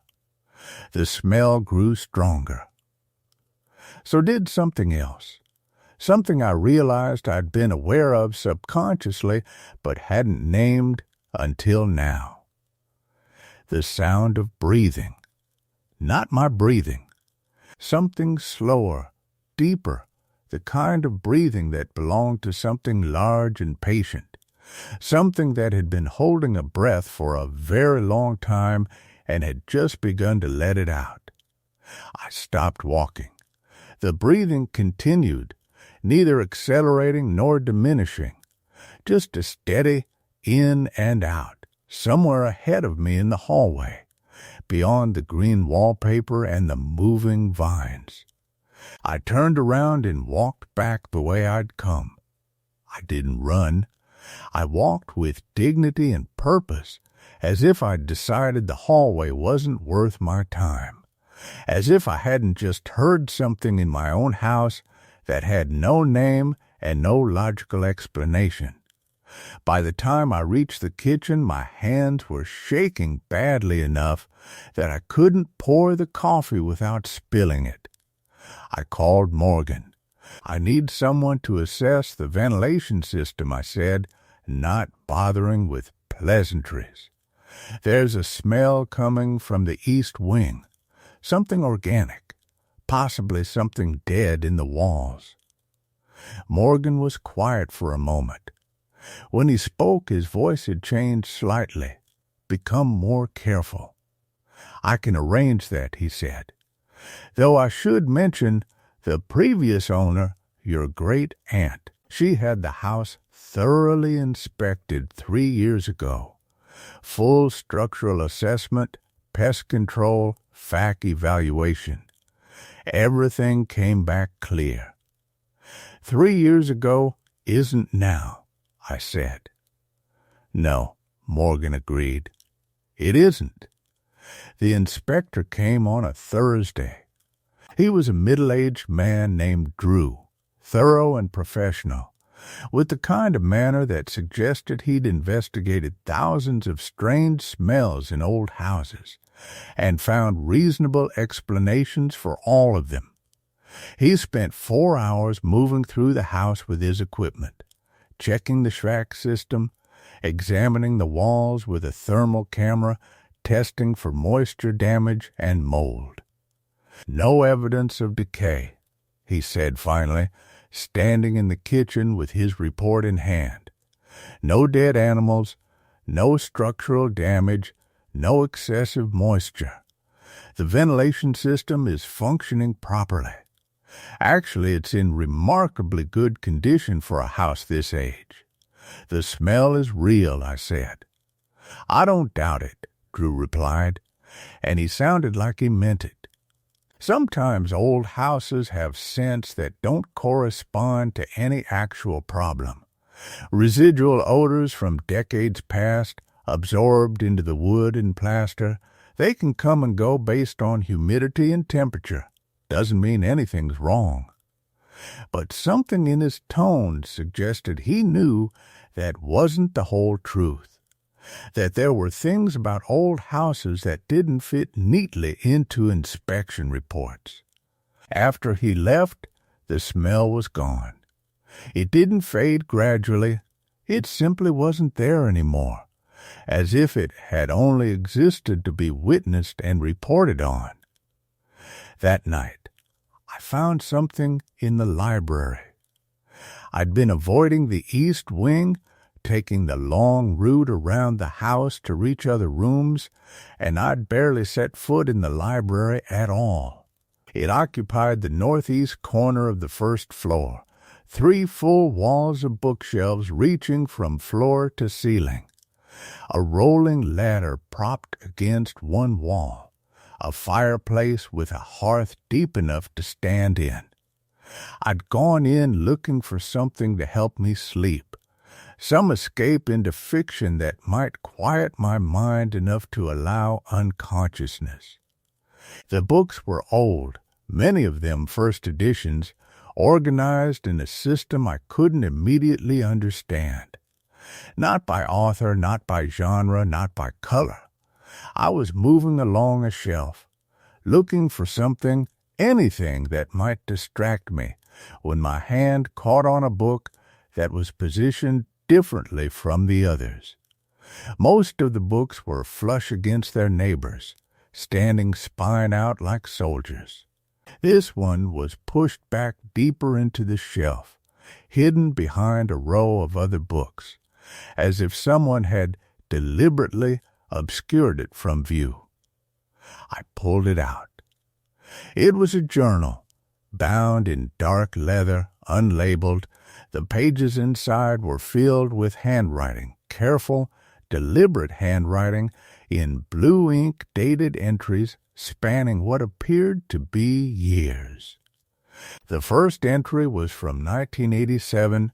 She's beginning to notice the inconsistencies. I must be more careful. The key is to let her discover things at her own pace, to guide her gently toward understanding. The house knows what it's doing. I simply have to trust the process. I closed the journal without reading further and held it for a long moment, my hand steady now, my mind oddly clear. Someone had been documenting this. Someone had been waiting for me, presumably, to arrive. I opened the journal again to a date closer to the end. The handwriting was shakier now, the spacing between words inconsistent, as if written in haste or distress. She hasn't come. I thought she would come by now. The room is ready. Everything is ready. The house is waiting. I can feel it waiting, patient and vast, and if she doesn't come soon, I think it might reach out and pull her in from wherever she is. I think it might not be able to wait much longer. The last entry was dated 3 years ago, written in a hand that had begun to deteriorate. She's here now. The house recognizes her. I can feel it in the way the walls breathe when she passes, the way the lights flicker in her presence. Soon she'll understand. Soon she'll know that some houses aren't content to simply shelter people. Some houses are waiting for something specific. Some houses know their purpose, and they're patient enough to wait lifetimes for the right person to arrive. There was no signature. There was no indication of who had written it. I stood in the library with the journal in my hands and realized that I'd been wrong about the house being about my past. My past wasn't the origin of this. It was the bait. The house had reached backward through time and borrowed pieces of my childhood, suspended them in the amber of one room in order to draw me in, to make me feel recognized, to make me feel like coming here was something I'd chosen, rather than something I was being compelled toward. I placed the journal carefully back on the shelf, hidden behind the other books, as if I'd never found it, as if the previous occupant, my great-aunt, whom I'd never met, whom I had no memories of, hadn't spent years writing about the day I would arrive. Then I walked through the library and back toward the front of the house, every nerve in my body aware of the walls around me, of the spaces between the walls, of all the rooms I hadn't yet discovered, and all the things they might contain. The house was waiting, and now that I knew it was waiting, I understood something else with absolute certainty. I couldn't leave. Not really. Not yet. Not until the house had shown me everything it had prepared for my arrival. The realization that I couldn't leave didn't strike me with panic. It was quieter than that. It was the way you understand, in the moment before you step into deep water, that the bottom has fallen away beneath you. You keep moving forward because stopping would mean drowning in place.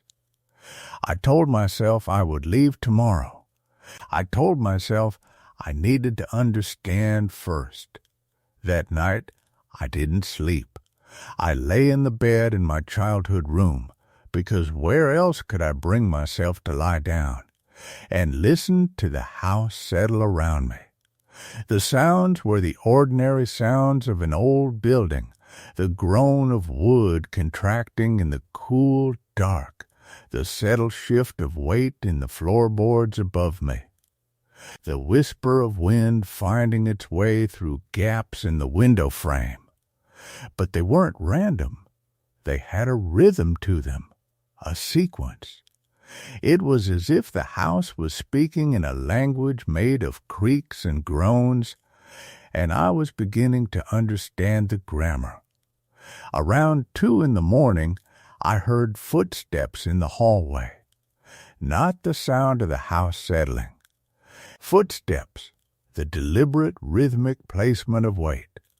Slow, measured, moving from the direction of the library toward the back of the house, toward the wing I still hadn't explored.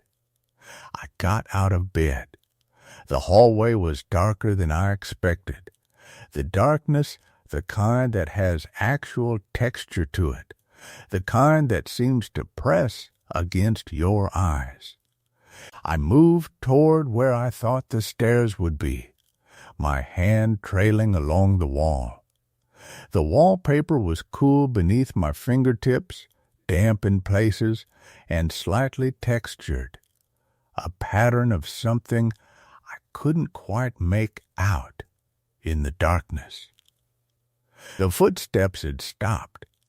I waited at the top of the landing, my breathing deliberately shallow, as if the house might hear me more clearly if I moved the air around me. The silence stretched out. It was the kind of silence that belonged to places where no one living was meant to be. Then I heard breathing, not my own. Heavier, from somewhere down the hallway, in the direction of the library. I turned and went back to my room. I closed the door quietly and lay back in bed with my eyes open, listening to the sound of someone, or something that moved like someone, breathing in the dark space beyond my walls.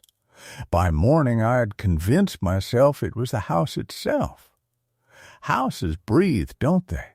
The temperature shifts, the air moves through cavities in the walls, the pressure changes. Entirely explainable, entirely ordinary. I found more rooms on the second day of searching.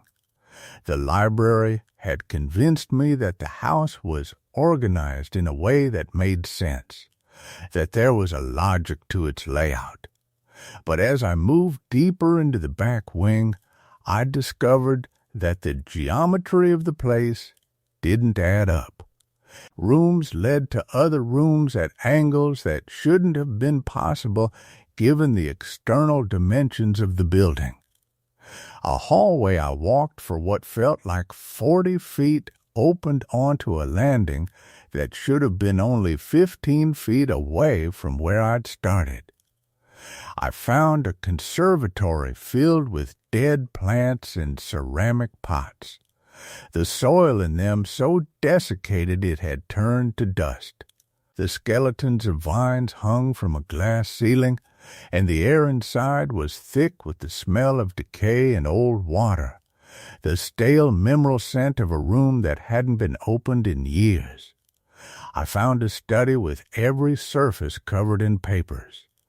Letters, mostly all addressed to the same person, all dated, all unread, their envelopes still sealed. I opened one at random. Inside was a letter written in a careful, steady hand. I know you won't come. I've always known. But I keep writing anyway, because the house asks me to. It wants me to create a record of waiting. It wants me to document the act of expecting someone who will never arrive. This is how the house teaches patience. This is how it prepares us. The letter was dated 1994, signed at the bottom in a hand that was barely legible, Alex. The name hit me like a cold shock, not because it was unusual, because I'd been given a great aunt I'd never met, and I had no idea what her name was. I'd never asked. It had never mattered because she was dead, and I had inherited her property, and that was supposed to be the entirety of our connection. But Alex wasn't a dead relative's name the way Margaret or Ruth would have been. Alex sounded like someone who could be alive. Alex sounded young. I gathered several of the unopened letters and brought them to my room. I told myself I would read them carefully, methodically, that I would piece together some kind of understanding. Instead, I sat on my bed with them scattered around me, afraid to open them, afraid of what they might contain. The second night was worse. I heard movement in the walls, not the settling of the house. Movement, deliberate, almost frantic movement. In the cavity between the walls of my bedroom and the hallway beyond, something was moving back and forth. I could hear it clearly, the sound of something brushing against wood, the scrape of what might have been fingernails on plaster, a sound like sobbing that wasn't quite crying. I pressed my hands over my ears. The sound continued. It seemed to come from multiple places at once. Under the floorboards, in the space behind the wallpaper, from somewhere above me in the ceiling. It stopped, abruptly, at approximately 3 in the morning. The silence that followed was worse than the sound had been.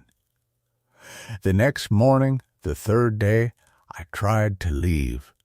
I packed my things methodically, folding clothes with hands that felt surprisingly steady. I was done. Resolved, the house had gone from unsettling to something else. Something that couldn't be rationalized away with stories about settling structures and overactive imagination. I would take the journal with me. I would show it to someone, a lawyer, a doctor, someone who could explain what I'd found and why my dead great-aunt, or whoever she had been, had spent years writing about my arrival. The car wouldn't start. I sat in the driver's seat with my hands on the steering wheel and turned the key over and over. The engine turned but didn't catch. The headlights flickered weakly. The battery indicator on the dashboard climbed steadily upward, the warning light growing brighter, even as the engine remained inert and cold. I tried again an hour later. The same result. I walked back to the house and told myself that I would call for help. But when I went to find the phone, an ancient rotary model in the kitchen, there was no dial tone. Just a sound like static, very quiet, very distant, like someone breathing on the other end of the line. I hung up, tried again. Same thing. The roads to the house, I realized, had only one direction, and that direction led inward. That evening I sat in the library and opened the journal to a page at random. The handwriting here was older, more controlled. The entry was from 1989. She will try to leave when she understands. They always do. That's natural. That's expected. The house doesn't hold people through locks and walls. It holds them through the accumulation of small realizations. It holds them through the understanding that some things, once you become aware of them, cannot be unknown. The house holds people through knowledge. I read through the journal methodically that night, from beginning to end. What emerged was a picture of someone, Alex, who had inherited this house decades ago and slowly come to understand that it wasn't an ordinary place, that it was waiting, that it had been waiting, perhaps, longer than Alex had been alive, and that it had been waiting specifically for me. There were passages where Alex tried to describe what the house wanted. The language was careful, almost reverent. It doesn't want to hurt anyone. I don't think that's the right framework. It wants to be understood. It wants someone to come who will see it the way it sees itself, as a vessel for something old and patient and far too vast to fit inside the ordinary structure of a human life. And later, I've stopped thinking of it as waiting for her to come. It's been preparing her. All these years it's been reaching backward, gathering pieces of her, holding them in suspension in this place. When she arrives, she'll recognize herself in the walls. That's how we know each other, in the end. By recognition. By the shock of seeing something we didn't know we'd been missing. The last entry again. The deteriorating handwriting. And beneath it, a single line that stopped my heart. I can feel it. She's almost here. And when she comes, I can finally rest. On the fourth day, I found Alex. Not alive. Not dead exactly, but no longer breathing. In the room at the very back of the house, the room I'd been instinctively moving toward all along, the room the house had been guiding me toward through its impossible geometry, I found a figure sitting in a high-backed chair, positioned to look out a window at the overgrown gardens below. I didn't touch her. I stood in the doorway and looked at what remained, at the way the desiccation had made her almost luminous in the afternoon light, at the way her hands were folded in her lap as if she was waiting for something to resume. There was something on her face that might have been a smile. The room was cold, not from any draft or opening window, but from the kind of cold that comes from a place that has been undisturbed for years. Years, not months. Years I knew, without any doubt, that Alex had been sitting in that chair since well before I inherited this house, that she had been waiting here, patient in the way the house had taught her to be patient, waiting for me to arrive, waiting for the moment when I would finally understand what the house was, and what it had done, and why Alex, had felt such certainty that I would come. I'd left the room without touching anything. I'm writing this in the library now. It's been 2 weeks since I tried to leave. The phone still doesn't work.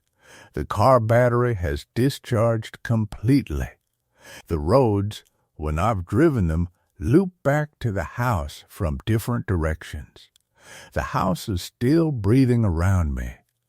I'm beginning to understand its rhythm.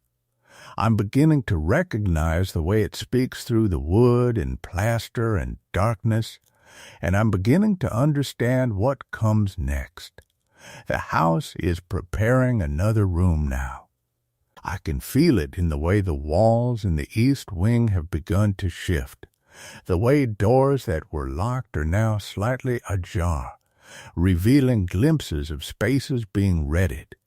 The journal is still here, still waiting to be continued. I think I understand now why Alex kept writing, why she documented each day, each small revelation, each moment of slowly understanding what the house was asking of her. Because someday, someone will arrive who will need to read it. Someone who will need to know that they're not losing their mind, that the walls really are watching, that some houses don't simply exist. Our photographs. I know what these photographs will show when she returns to her office. Empty rooms, beautiful rooms, rooms that look like they're waiting for someone. Which they are. They're always waiting. The house has begun to show me things I'm not sure I want to see. Last Tuesday I opened a closet in the third-floor hallway that I've passed 100 times, and inside it was a room. Not a closet, a full room, with a bed and a small desk and windows that looked out onto grounds I don't recognize. I didn't enter. I closed the door very quietly and walked away. But I know what it means. I know that the house is preparing. I know that the rooms are being readied, the way they were readied for Alex, the way they were readied for whoever came before her, the way they will be readied for whoever comes after me. Sometimes I think I can hear writing sounds at night, the scratch of pen on paper, coming from the walls, from the spaces between the floorboards, from somewhere deep inside the architecture of this place. I think Alex is still here, still documenting, still leaving messages for the next person who will stand in the library and feel the weight of accumulated history pressing down on them like a hand. I think she's waiting to welcome them. Tonight, I found something in the kitchen that I don't remember owning. It was sitting on the counter, positioned as if it had been left there deliberately. A pen. A fountain pen with a dark body and a nib that still held traces of dried ink. When I picked it up, it felt warm. It felt like it had just been put down by someone who was no longer in the room. I'm holding it now as I write these final words. Tomorrow I think I'll try to find the journal again. I think I'll search the rooms more carefully. Move through the house the way Alex must have learned to move through it, not against its currents, but with them. I think I'll find the place where it's kept, where all the stories are kept, where every name and every discovery and every moment of understanding is preserved in the breathing darkness. And I think I'll know exactly what I'm meant to do next. The house is patient. It's been patient with me for nearly 3 months now. But patience, like hunger, like the slow turning of seasons, like the weight of a past that refuses to settle, patience always has an end point. A moment of consummation. A moment when what has been waiting finally receives what it's been waiting for. I can feel myself approaching that moment the way one approaches a room in a house that is both terrifyingly unfamiliar and absolutely unchangeably home. And I am no longer afraid.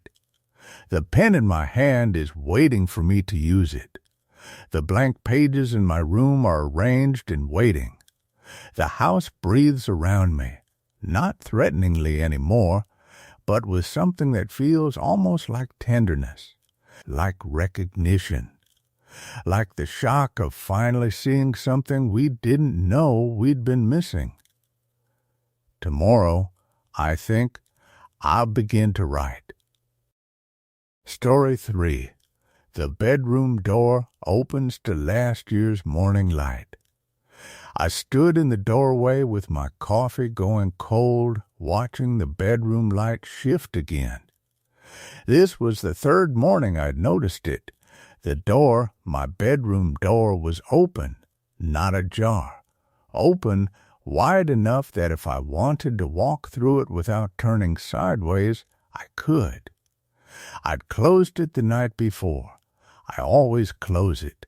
There's a habit you develop in an old house, especially one you've inherited, especially when you're alone in it, you close doors. It becomes almost ritualistic. The Victorian stands on Ashbrook Road. 3 stories of restored brick and original plasterwork, and every door in it settles differently. Some stick, some swing.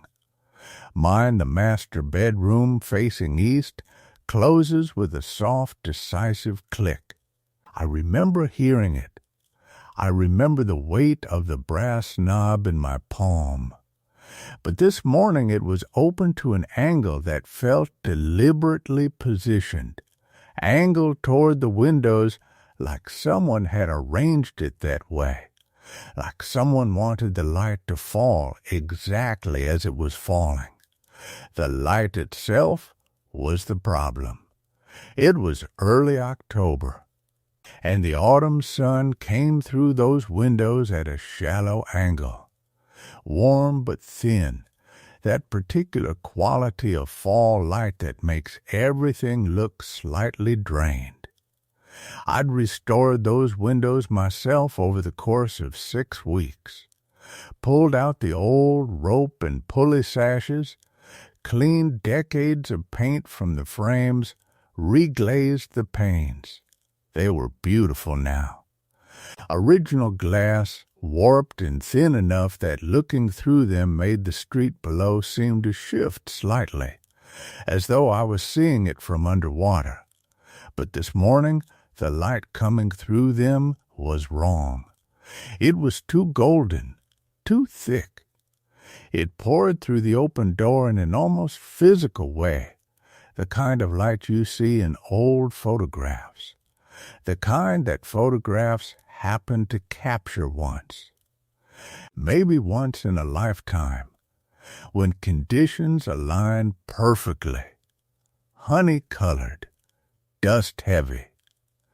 It made the hallway behind me seem gray and thin by comparison. I set my mug on the floor and stepped into the room. The floorboards creaked under my weight. They always do. The house is 97 years old and honest about it. My footsteps sounded different in here than they had yesterday morning when I dressed and left before full dawn. Then everything had sounded normal. Footsteps like footsteps, the world like the world. This morning I could hear the creak of the boards more distinctly, could hear the particular song each one sang under pressure. Could hear, and this was what made me stop moving, breathing that wasn't mine. It was faint, it was behind me, or maybe it was in the room, or maybe it was the house settling in the cool morning air. But it was regular, steady, the kind of breathing someone does when they're trying to be quiet, trying not to be noticed. I didn't turn around. Instead, I moved toward the window, toward that wrong light. The shadows in the room didn't match what I was seeing. The light was coming from an angle that shouldn't exist in mid-October at 6 in the morning. The shadows were too long. They fell in directions that the sun, from where it actually was, couldn't possibly cast them. The radiator beneath the window, painted a careful cream color restored to working order 2 months ago, threw a shadow across the floorboards that moved in the wrong direction. I stood there for what felt like a long time, holding my breath, listening for the other breathing. It had stopped. Or maybe it had never been there. The house had 100 sounds at 6 in the morning. The furnace in the basement, the pipes running through the walls, the settling of a century of wood. You learn that when you live somewhere old.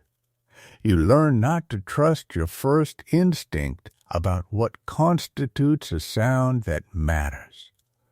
But the light.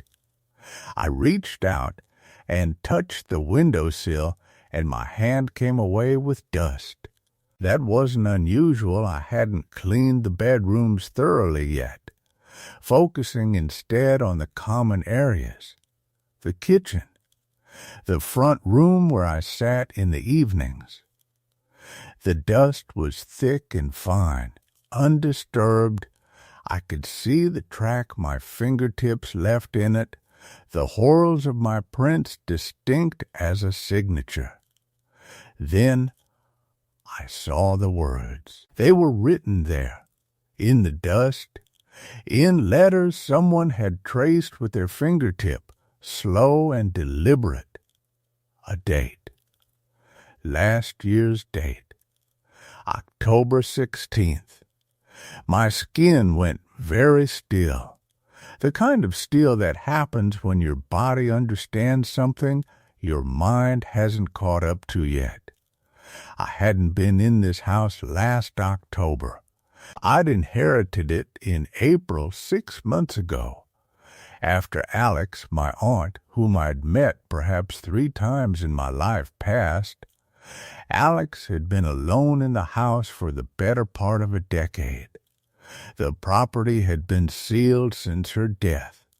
The lawyers had been thorough. I'd been thorough. I'd walked through this house methodically the first day, taking inventory of what needed work, what could be salvaged, what would need to be completely replaced. No one had been here to ride on these dusty windowsills but me. I reached out again, moving slowly, and traced the date with my index finger, as though reading it rather than just seeing it might change what it said. October 16th. Last year. The dust was fresh. I could feel it distribute under my fingertip. Could feel the slight resistance of the dust that had been disturbed just moments before from the dust that had settled for months.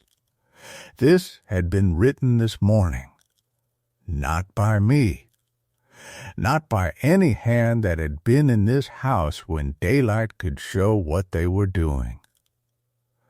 I turned around.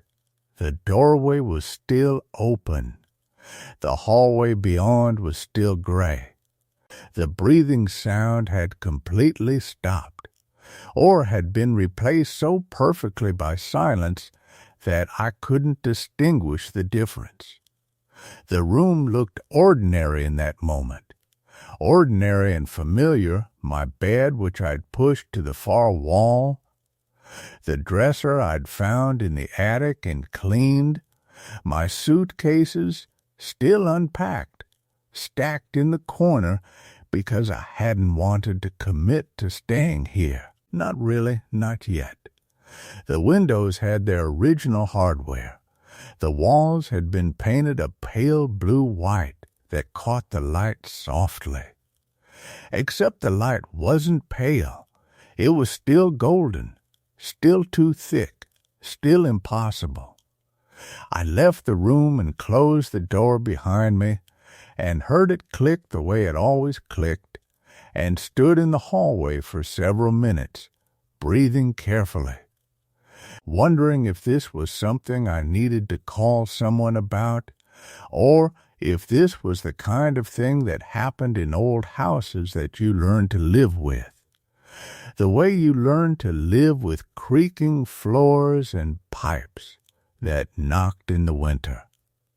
When I went downstairs, I made new coffee. I sat in the kitchen, which was clean and modern and full of right angles and electric light, and tried to think of explanations that made sense. By 8 o'clock, I had almost convinced myself I'd written the date myself and forgotten about it. By 9, I was certain I had. By 10, I'd begun to seriously question whether I'd actually seen it at all. At 4 in the afternoon, I went back upstairs, opened the bedroom door, and looked at the windowsill. The date was still there. The dust had been further disturbed now, moved and remixed by what appeared to be nothing, by air or time or the simple settling of the house. But underneath it, traced again, this time with more pressure. October 16th. October 16th. October 16th. The same words written 3 times, as if repetition might make them true, or make them real, or make me finally understand what they were meant to say. I closed the door again and locked it. I don't know why.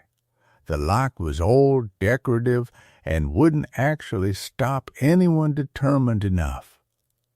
Wouldn't stop anything determined enough. That night, I left the bedroom door open.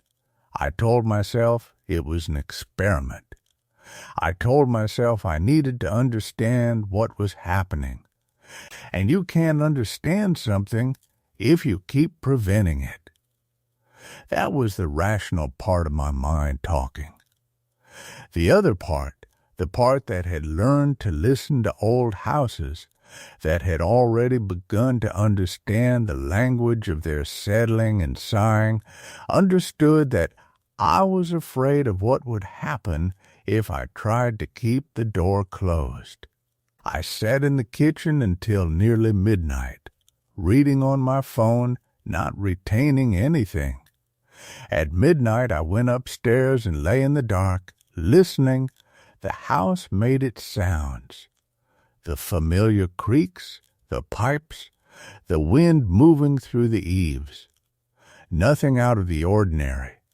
Nothing that would explain the date on the windowsill, or the breathing I'd heard, or the light that moved at the wrong angle. Around 3 a.m, I woke to a sound I didn't recognize. It was a low sound, rhythmic, not threatening, but not comforting either. It took me a moment to place it. The door. The bedroom door was moving, opening slowly, carefully, as though someone or something was managing it with tremendous restraint, trying not to wake me. It opened farther than it had in the morning. Not all the way, perhaps 3/4 of the way. Far enough that the hallway beyond it became fully visible. The hallway in darkness. The hallway without the golden light that had filled it during the day. I lay in my bed, watching the door move, and didn't move myself. Didn't reach for my phone. Didn't call out. Simply watched. It stopped moving when it reached the angle it had been at the morning before, and then the house returned to silence. The kind of silence that so complete it becomes almost a sound of its own. I lay there for 2 hours, maybe 3, unable to move, unable to sleep, simply listening to that silence. When dawn came and the light began to return to the house, I rose without really having decided to, as though my body had a plan that didn't include my conscious participation. I stood in the doorway, the doorway to my room in my inherited house, and I could feel the change in the air. The golden light was back. But it was different this morning, more vivid, more present. It cast the hallway outside my room in a color that didn't match October, didn't match any current season. It looked like the light that existed in photographs, in memories, in the held breath of a moment that someone had tried desperately to preserve. I stepped into the hallway. I could feel the temperature shift. The golden light was warmer. It was thicker. It was almost possible to imagine breathing it in. And then I saw it, just for a moment, just at the edge of my vision. The hallway was different, not greatly different, not in ways that made logical sense, but the paint was a shade I didn't recognize, a dustier green, and the carpet was different. I'd removed all the old carpet, replaced it with good wood that was still settling.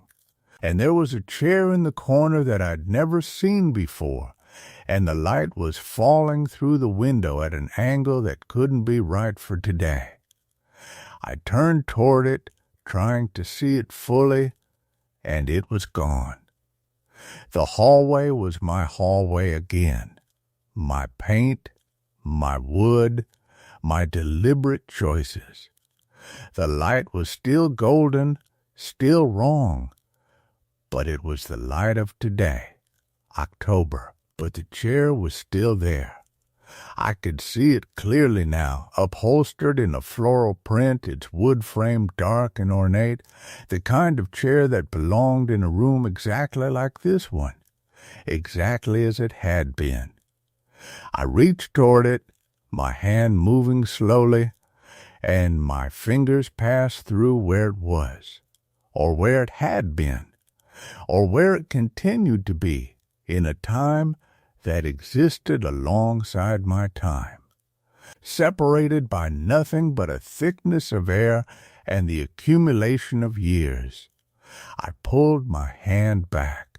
The chair remained visible, translucent, fading slightly at the edges, but undeniably there until the sun moved fully into the eastern windows. And then, gradually, so slowly that I couldn't pinpoint the moment it stopped being visible, it faded, became a suggestion, became a memory of a chair rather than a chair itself. The golden light remained for perhaps 10 minutes after that. Then it began to fade, to shift into the proper autumn gold of a normal morning, a morning without history bleeding through the boundaries of time. By full daylight, everything was ordinary again. I walked into my bedroom and looked at the windowsill. The date was still there. October 16th. Repeated, carved now, almost into the dust, as if whatever hand had written it was growing more desperate, more determined that I should understand. Understand what, though? That's what I stood there asking myself.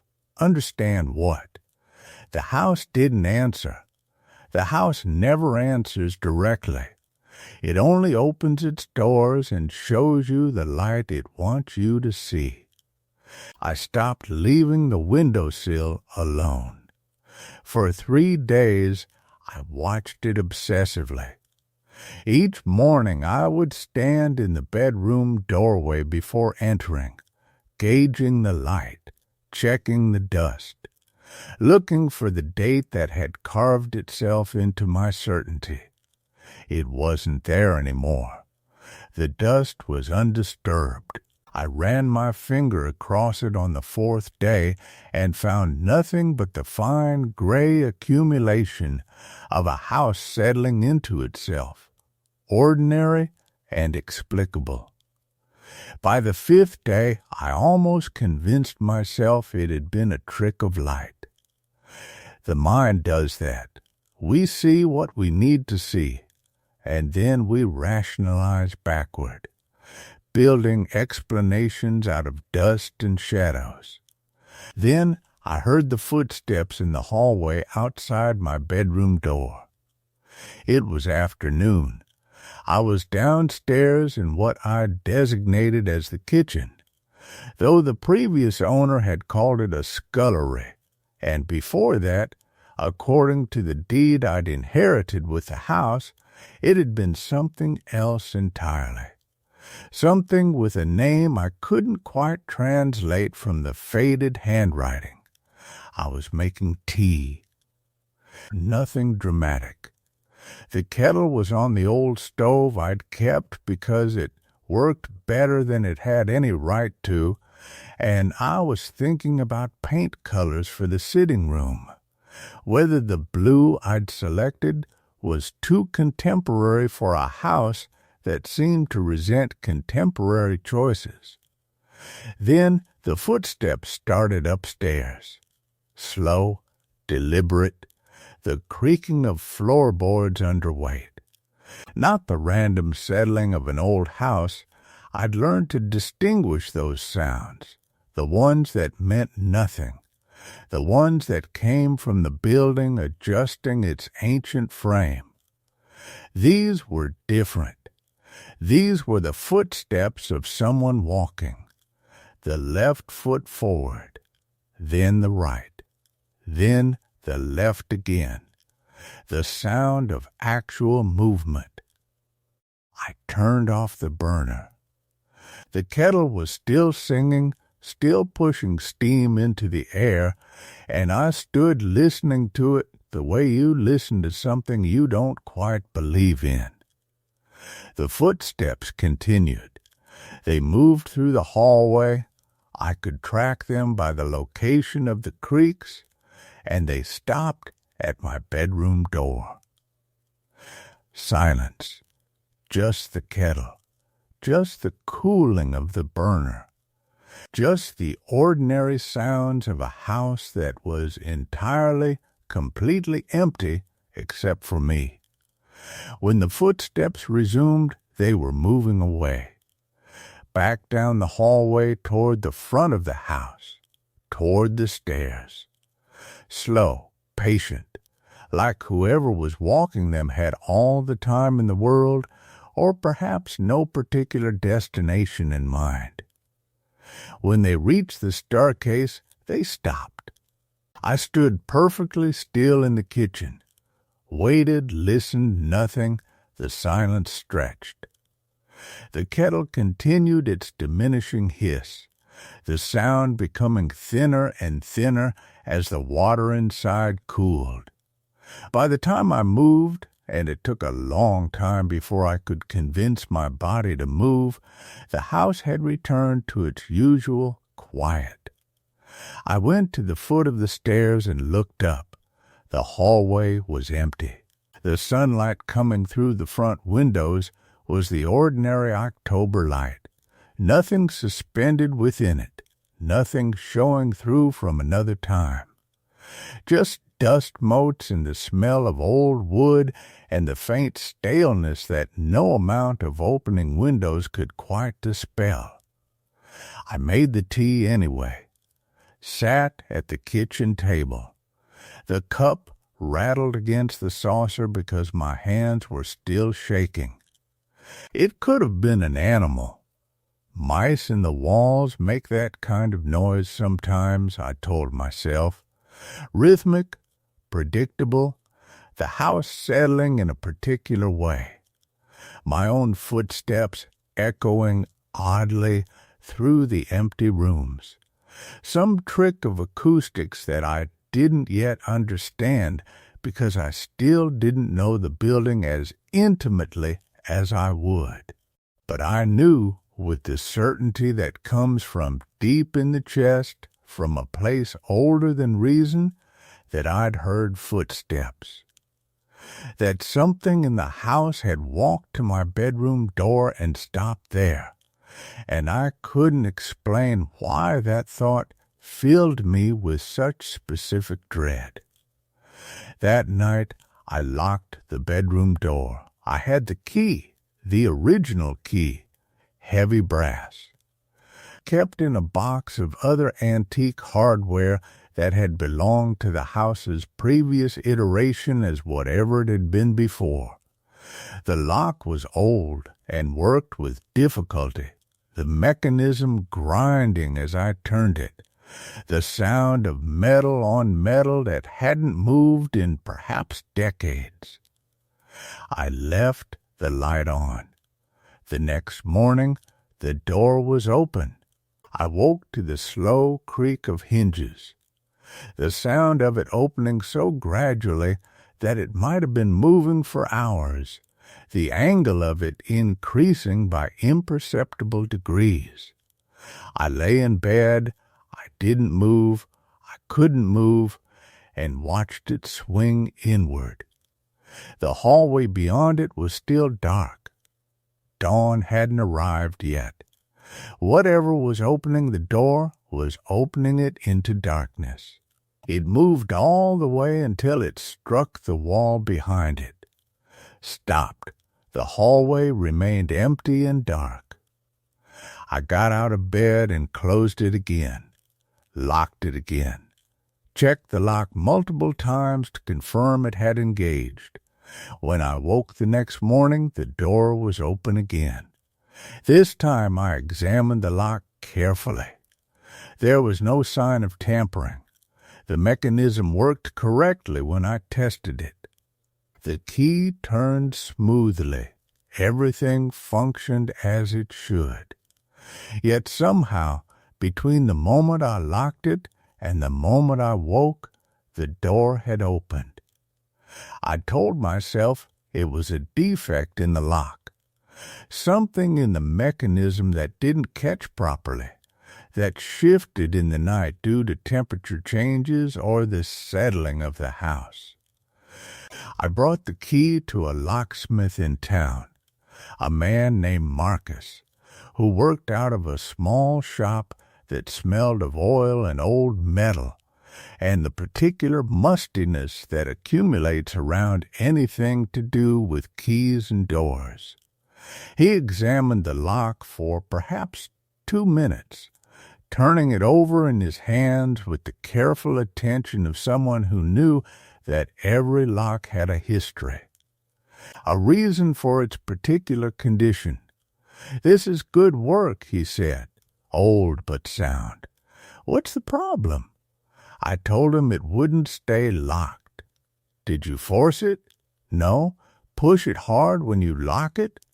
"Sometimes people don't realize they're not turning it all the way." "I turned it until it caught," I said. I heard it catch. He inserted it into the lock mechanism. He had one of those demonstration pieces in the shop, a cross-section of a door lock that showed all its internal machinery, and turned it firmly. "See, you hear that? That's the catch. That's when it's locked." He turned it back and forth several times. This is a solid mechanism. If you're locking it properly, it should stay locked. Is the door particularly heavy? Sometimes heavy doors will swing open on their own if the hinges are set at a slight angle. "I didn't know that," I said. "Old houses settle unevenly. A door that hangs true today might not hang true in 6 months. Might drift open if it's weighted just right. You want me to check the hinges?" I was about to say yes, to arrange a time for him to come out to the house, but something stopped me. A reluctance. An understanding that if I brought him into the house, if I showed him the locked door that opened on its own, I would be confirming something, making it real in a way that it remained negotiable as long as it stayed private. "I'll check them myself," I said. "If it's just the hinges, I can adjust them." He nodded, accepting this without comment, and charged me nothing for his time. But the hinges weren't set at an angle. I'd checked them that evening with a level I'd brought from the kitchen. They were perfectly true. The door hung as it should, yet it continued to open. I started closing it in the mornings without locking it. Figured if it was going to open anyway, if the house had decided the lock no longer mattered, then I should accept that and stop fighting against what seemed to be inevitable. This made things slightly easier in a way. It gave me the illusion of choice, of having capitulated voluntarily to something that was going to happen regardless. But then the chair appeared again. Not in the hallway this time. In my bedroom. In the corner diagonal from where I slept, the one that caught the early morning light when the sun came through the east-facing window at that impossible angle that I still couldn't quite explain. The same chair, the same floral upholstery, the same dark ornate wood, translucent, existing in both time and not time. I was awake when it faded into visibility. I watched it happen, the way you watch something in a dream without being able to move or interrupt it. The chair became more solid, more present. though still clearly not entirely there. And I realized, watching it, that someone was sitting in it. Not clearly. Not in any way that allowed me to see their face or their features, or even confirm that this was definitely a person rather than a suggestion of one. But the shape was there, a presence in the chair, occupying that space in the same way the chair occupied it, existing in the bedroom with me, at a distance that was both next to me and impossibly far away. I wanted to look away. Instead, I kept watching until the light shifted fully into morning and the chair and its occupant faded back into whatever time they belonged to. I didn't go downstairs that day.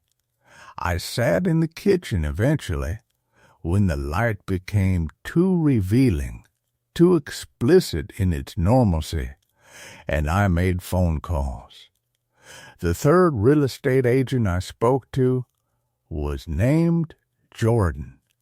He'd sold me the house, had handled all the paperwork, and had seemed genuinely relieved when I'd agreed to purchase it, as if the house had been waiting for a long time and he'd finally managed to accomplish something. I asked him if the previous owner had mentioned anything unusual. Anything about the house that I should know about. Unusual how? He asked, and I could hear the caution entering his voice, the sudden awareness that I might be considering backing out, that I might try to find grounds for complaint. Just anything at all. The house is sound, he said carefully. Had a full inspection. You saw the report. That's not what I asked. There was a long pause. I heard the sound of him settling back in his chair, the creaking of it, and I thought briefly of the chair upstairs, and of the person who sat in it in rooms that no longer existed. The previous owner was elderly, Jordan said finally. She lived there for a very long time, longer than most people live in a single place. When she passed, her daughter wanted to sell immediately, wanted the property cleared. There was some discussion about, well, she mentioned that her mother had mentioned strange things sometimes, but elderly people do that. They talk about drafts and sounds and the house settling. It's common. What kind of strange things? I don't remember exactly. It was months ago.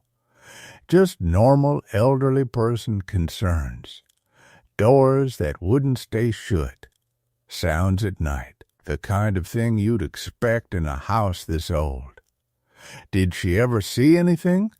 I asked. The previous owner. Did the daughter ever mention that? Not to me, Jordan said. Look, is something actually wrong? Because if there's an issue with the property, you need to tell me now, and we need to have a conversation about... I hung up. That was the day the date started appearing everywhere. October 16th, written in the dust on the bedroom window, scratched into the paint on the door frame, appearing in the condensation on the bathroom mirror as I showered, the numbers forming themselves slowly as if written by a finger I couldn't see. October 16th, October 16th, October 16th. Always that date, never any other.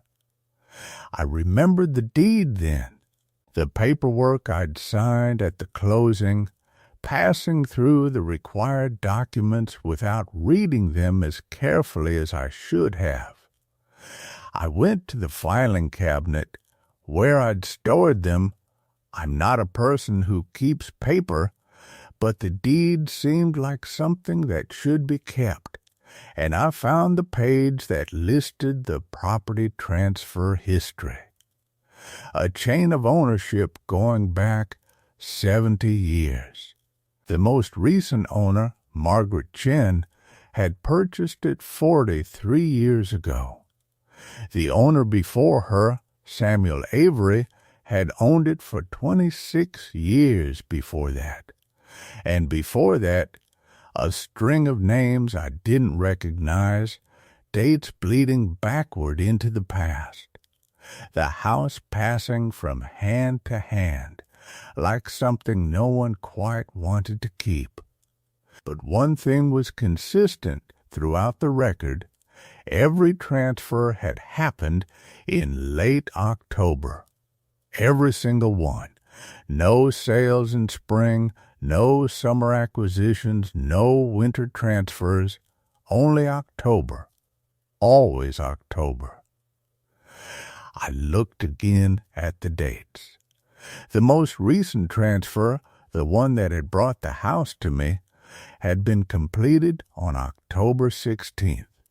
The date the previous owner had stopped appearing in her own house. The date her daughter had needed to sell. The date when someone, a woman, I thought, though I couldn't explain how I knew, had stopped sitting in a chair in a room that was becoming less and less real. I stood in the dining room with the paperwork in my hands, and I heard the footsteps again. They came from upstairs, measured and patient, and this time they didn't stop at my bedroom door. They continued down the hallway, toward the front of the house, toward the stairs.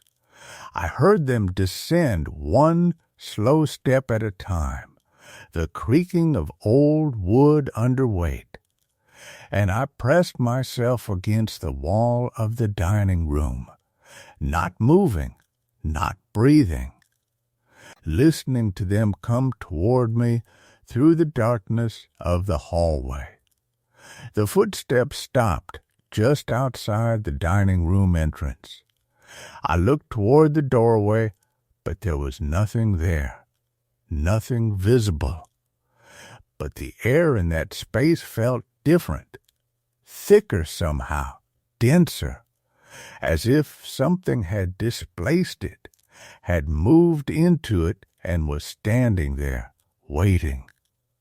The way the chair had waited in my bedroom with its translucent occupant, existing in a time that was no longer supposed to exist, but continued to insist on its presence anyway. I waited. The house waited.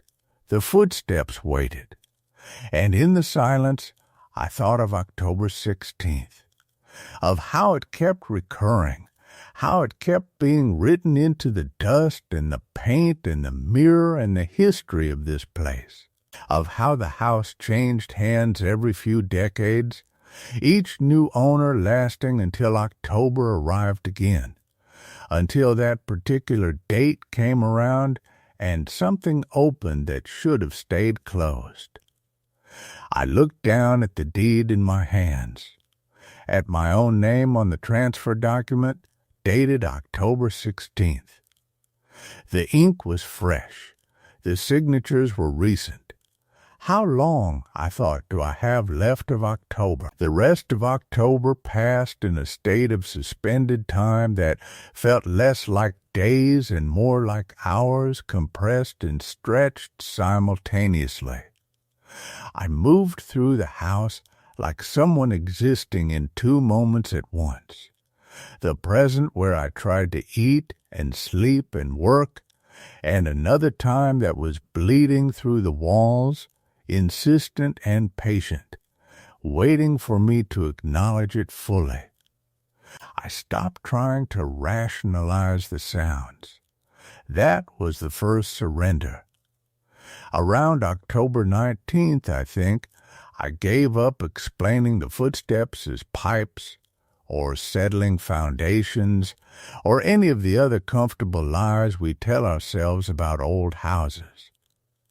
I had heard them too many times now, always measured, always purposeful, always stopping just before they reached me. There was intention in those footsteps. There was something moving through this house with knowledge of its layout, with the familiarity of long habitation, with the weight of someone who had walked these halls 1,000 times before and would walk them 1,000 times again. The mirror in my bedroom began to show reflections that arrived a fraction of a second too late. I noticed it on a Tuesday, or what I thought was Tuesday. The days had begun to feel uncertain by then. I was standing in front of it brushing my teeth, and I saw myself move my arm up to brush, and the mirror showed the motion completing, the hand dropping, before I had actually lowered mine. It was settled enough that I might have convinced myself it was imagination, a trick of exhaustion and stress, except that it kept happening. Every motion I made appeared in the mirror slightly out of sync with my body, as if the reflection was showing me what I had just done rather than what I was doing. As if something in that mirror was playing back moments that had already passed. I stopped looking at it directly after that, but I could still see it peripherally, still catch that unsettling displacement of timing, still feel the wrongness of watching myself move in ways I wasn't quite moving. The chair in my bedroom was becoming more substantial. I couldn't deny that anymore either. The translucent figure that had sat in it for weeks was taking on density, gaining opacity, becoming less like a suggestion of presence and more like an actual occupant. I could see the fabric of the dress now, a pattern of small flowers faded from decades of existence. I could see the texture of the hair, gray and carefully set. I could see the shape of hands folded in the lap. I could see almost the face, though whenever I looked directly at it, the details seemed to scatter like something observed only in peripheral vision. The presence stayed there throughout the day and night. Unmoving, waiting on October 22nd, I found something in the basement.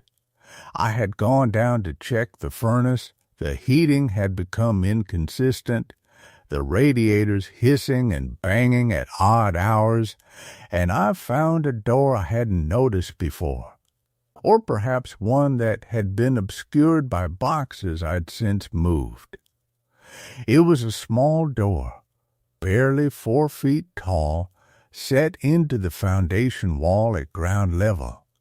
The paint on it was very old, a shade of green that suggested the 1950s, and the wood around the frame was warped and soft with age. My hand was on the handle before I had consciously decided to touch it. The door opened onto a small room, barely larger than a closet, with stone walls on 3 sides and concrete flooring. There was a single bare bulb hanging from the ceiling, and when I pulled the cord, it illuminated to reveal the space completely. Shelves lined the walls, empty now except for a few glass jars and what looked like the remnants of old canning equipment. But it was the corner of the room, the far corner, where something caught my attention. There was a photograph pinned to the wall. It had faded to almost nothing, the image barely visible anymore, but I could make out a woman standing in front of this house, much younger than the one sitting in my bedroom chair, wearing a dress from perhaps the 1970s. She was smiling. She was standing on the front steps, and the photograph was taken at an angle that suggested someone else was holding the camera. A moment of happiness, of documentation, of someone wanting to remember a day in this place. But what made me unable to look away was the date written on the back in faded ink, October 16th, 1976. I backed out of that room and closed the door behind me and didn't go back down to the basement. That night, something changed. The footsteps didn't just walk the hallway anymore. They came into my room. I heard them cross the threshold, heard the floorboards creak under familiar weight, heard them approach the side of my bed. I lay there in complete darkness, every muscle locked, every breath held, listening to the sound of someone standing beside me in the night. The air grew cold.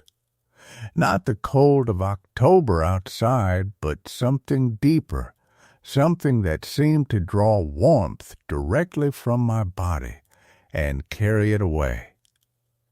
I didn't open my eyes. I had learned by then that some things are worse to see. Some things are only bearable if they remain partially unreal, existing in the space between perception and denial, where the mind can still pretend it might be imagining all of this. But I heard something then, something I had been waiting for since the beginning, a sound from the woman in the chair. It was almost inaudible, barely more than a breath, but it was definitely a sound emerging from her direction across the room. Not words, I couldn't make out language, but something like recognition, something like acknowledgement, something like the sound a person makes when they are seeing someone they know after a very long time. The footsteps backed away from the bed. They crossed to the chair. I heard the sound of fabric shifting, the subtle movement of someone standing up after sitting for an extended period. And then the footsteps moved toward the door into the hallway, and their echo became indistinguishable from the house settling around me. I opened my eyes then, knowing something essential had shifted. The chair was empty, not translucent now, completely empty. The impression on the cushion was gone. The presence that had occupied that space for weeks had risen and departed, and in its leaving it had taken something with it, some element of the haunting that had made it possible to explain as a residual impression, as an echo, as something that might be interpreted through psychology and exhaustion. But the footsteps continued. I heard them every night after that, roaming the halls, and they were no longer alone. There were two sets now, moving through the house in synchronization, as if a conversation was happening in the darkness. A dialogue between two people who had found each other again after years of separation, who were walking the hallway of this house that kept turning October into a trap door. That kept selling itself to people who didn't understand what they were inheriting.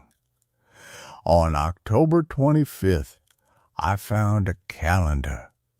I was looking for something in the attic, I'm still not sure what, when I found it tucked behind a rafter, an old desk calendar from 1976.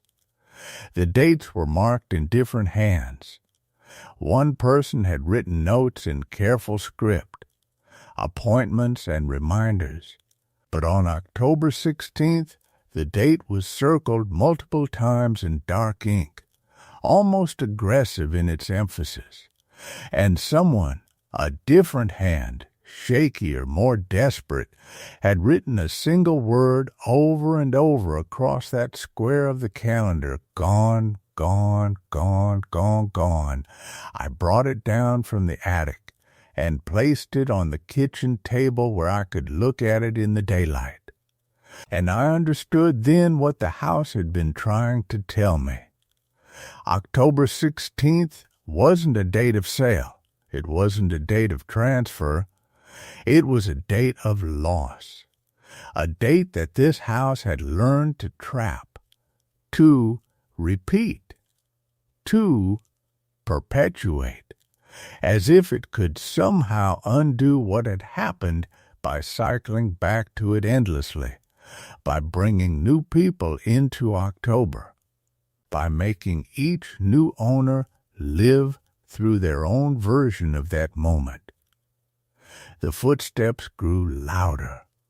By October 28th, I could hear them from anywhere in the house. There was no avoiding them now, no pretending they were distant or outside the boundaries of explanation. They moved through rooms I was in. They echoed up the stairwell when I was in the basement. They crossed the hallway outside my bedroom every night, back and forth, an endless pacing that suggested not peace but incompletion, not rest but something still searching, still unresolved. I began to count the days remaining until November. I told myself I just needed to reach November 1st, that once we crossed that threshold, once October had passed, the house would settle. The footsteps would fade. The empty chair would remain empty. The date would lose its significance. But I didn't believe that anymore. I had read the transfer records. I had seen the pattern. I understood now that the house wasn't trapped in October. It was trapped in the act of transferring ownership, in the ritual of handing itself from one person to the next. And each transfer happened in the month when whatever lived here was most active, most insistent, most present. On October 30th, I found myself standing in my bedroom doorway as darkness fell. I wasn't sure how I had gotten there. I had been somewhere else, the kitchen, I thought, but the house had drawn me up the stairs and down the hallway without my conscious choice. And now I was standing in the doorway to the room where the chair sat empty and the mirror showed reflections that didn't quite match reality. The footsteps stopped, both sets. The pacing ceased. The house went utterly silent, and in that silence I felt them approaching from behind me. Two presences moving together through the hallway, coming toward the open doorway where I stood frozen, unable to move, unable to turn around, unable to do anything but wait and listen as they drew closer. The temperature dropped so severely that my breath became visible, white and uncertain in the darkness. I heard them stop just behind me. I heard the subtle sounds of two people standing very close. The whisper of fabric, the soft exhalation of breath, the almost imperceptible sounds of proximity. They were looking at me from behind. I could feel their presence like weight against my back, like the push of something trying to move through the space where I was standing. And then one of them, the one with the lighter footsteps, I thought, raised a hand. I felt it, though it never touched me. I felt the gesture of a hand reaching toward my shoulder, and in that moment, I understood what was about to happen. I understood why the previous owner had left. I understood why every single transfer in the past 70 years had happened in October. I understood what it meant to inherit not a house, but a moment, not a place, but a date, not a home, but a trap that catches new people every few decades and makes them live through the same incompletable transaction. My hand moved toward my suitcase under the bed. I felt myself beginning to turn, to walk, to move toward the doorway that would lead me out of this room and this house in this October that had somehow reached through the months and years and calendar pages to find me. And somewhere in the darkness of the hallway, the footsteps began again. But this time, they were my own. I was in my car before I fully understood I was leaving. The keys had been on the kitchen counter. My jacket was in the front hall closet. My overnight bag, the same one I'd packed hastily 2 weeks earlier when I first arrived, was somehow waiting in the trunk, as if the house had been preparing my departure the entire time. As if it had known exactly when I would reach the threshold where staying became impossible. I drove through the October night, with my hands gripping the steering wheel so tightly my knuckles had gone white. The roads were empty. The small towns I passed through looked suspended in time, their storefronts dark, their streets lined with decorations that had begun to feel less like celebrations and more like warnings.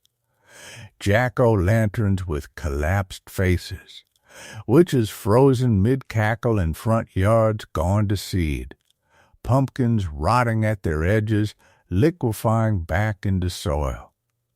I didn't stop until I reached the town where Alex lived. My sister. I didn't call ahead.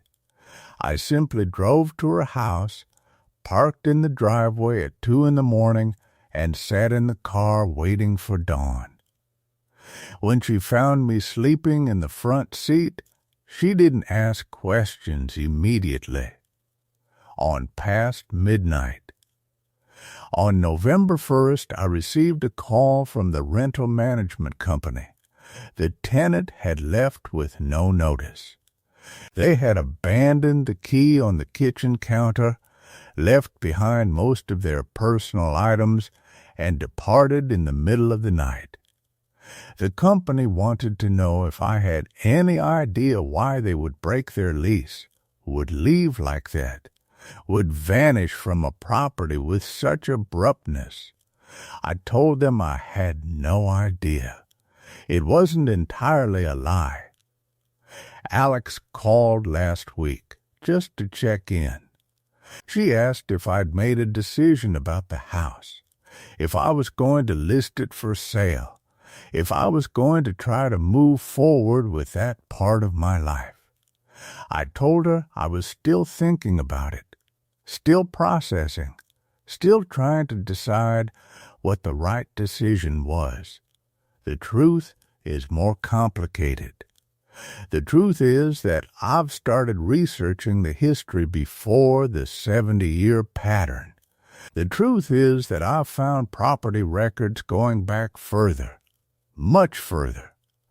The truth is that the house was built in 1892, and that there was a transfer of ownership in October of 1892, and another in October of 1903, and another in October of 1921, each one documented, each one undeniable, each one suggesting that whatever started in this house started at the very beginning, at the moment of its creation, and has been completing itself ever since, over and over, trying to hand itself forward, trying to find someone who will finally accept it completely. Finally, stop running. Finally understand what it means to inherit something that isn't meant to be passed on. I still own the house. I still make the mortgage payments. And every night, before I fall asleep, I listen for footsteps in my own apartment, in the spaces between my walls, in the hallways of the place where I live now. Sometimes I hear them.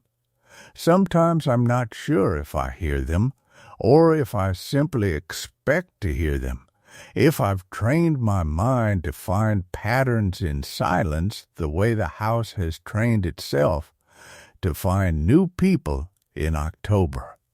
The way it has learned to recognize the moment when someone's signature appears on the deed and the transfer is complete and the door opens in that careful, deliberate way. Last night, I found myself standing in my bedroom doorway without remembering how I got there.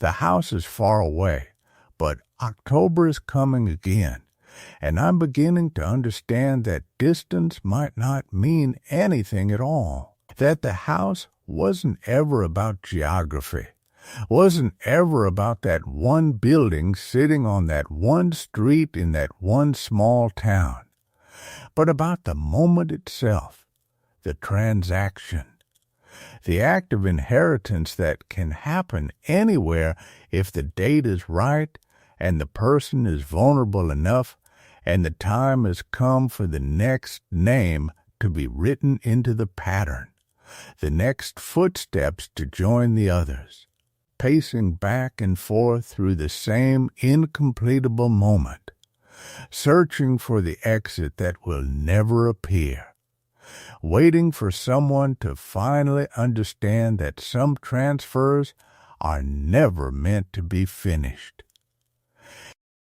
Story 4. My footprints lead through rooms where I've never walked. I stood in the basement with my phone's flashlight held low, watching the wet footprints darken the concrete floor. They emerged from the storage room, the one I hadn't opened since moving in, and tracked across the main basement corridor in a deliberate line. Small prints. A child's size, maybe. Water beaded on the concrete around each one, catching the light like dropped pearls. The rain had stopped 3 hours ago. I'd heard it pattering against the high basement windows around midnight. That particular sound of water finding its way into the oldest parts of old houses. But I hadn't expected to find this.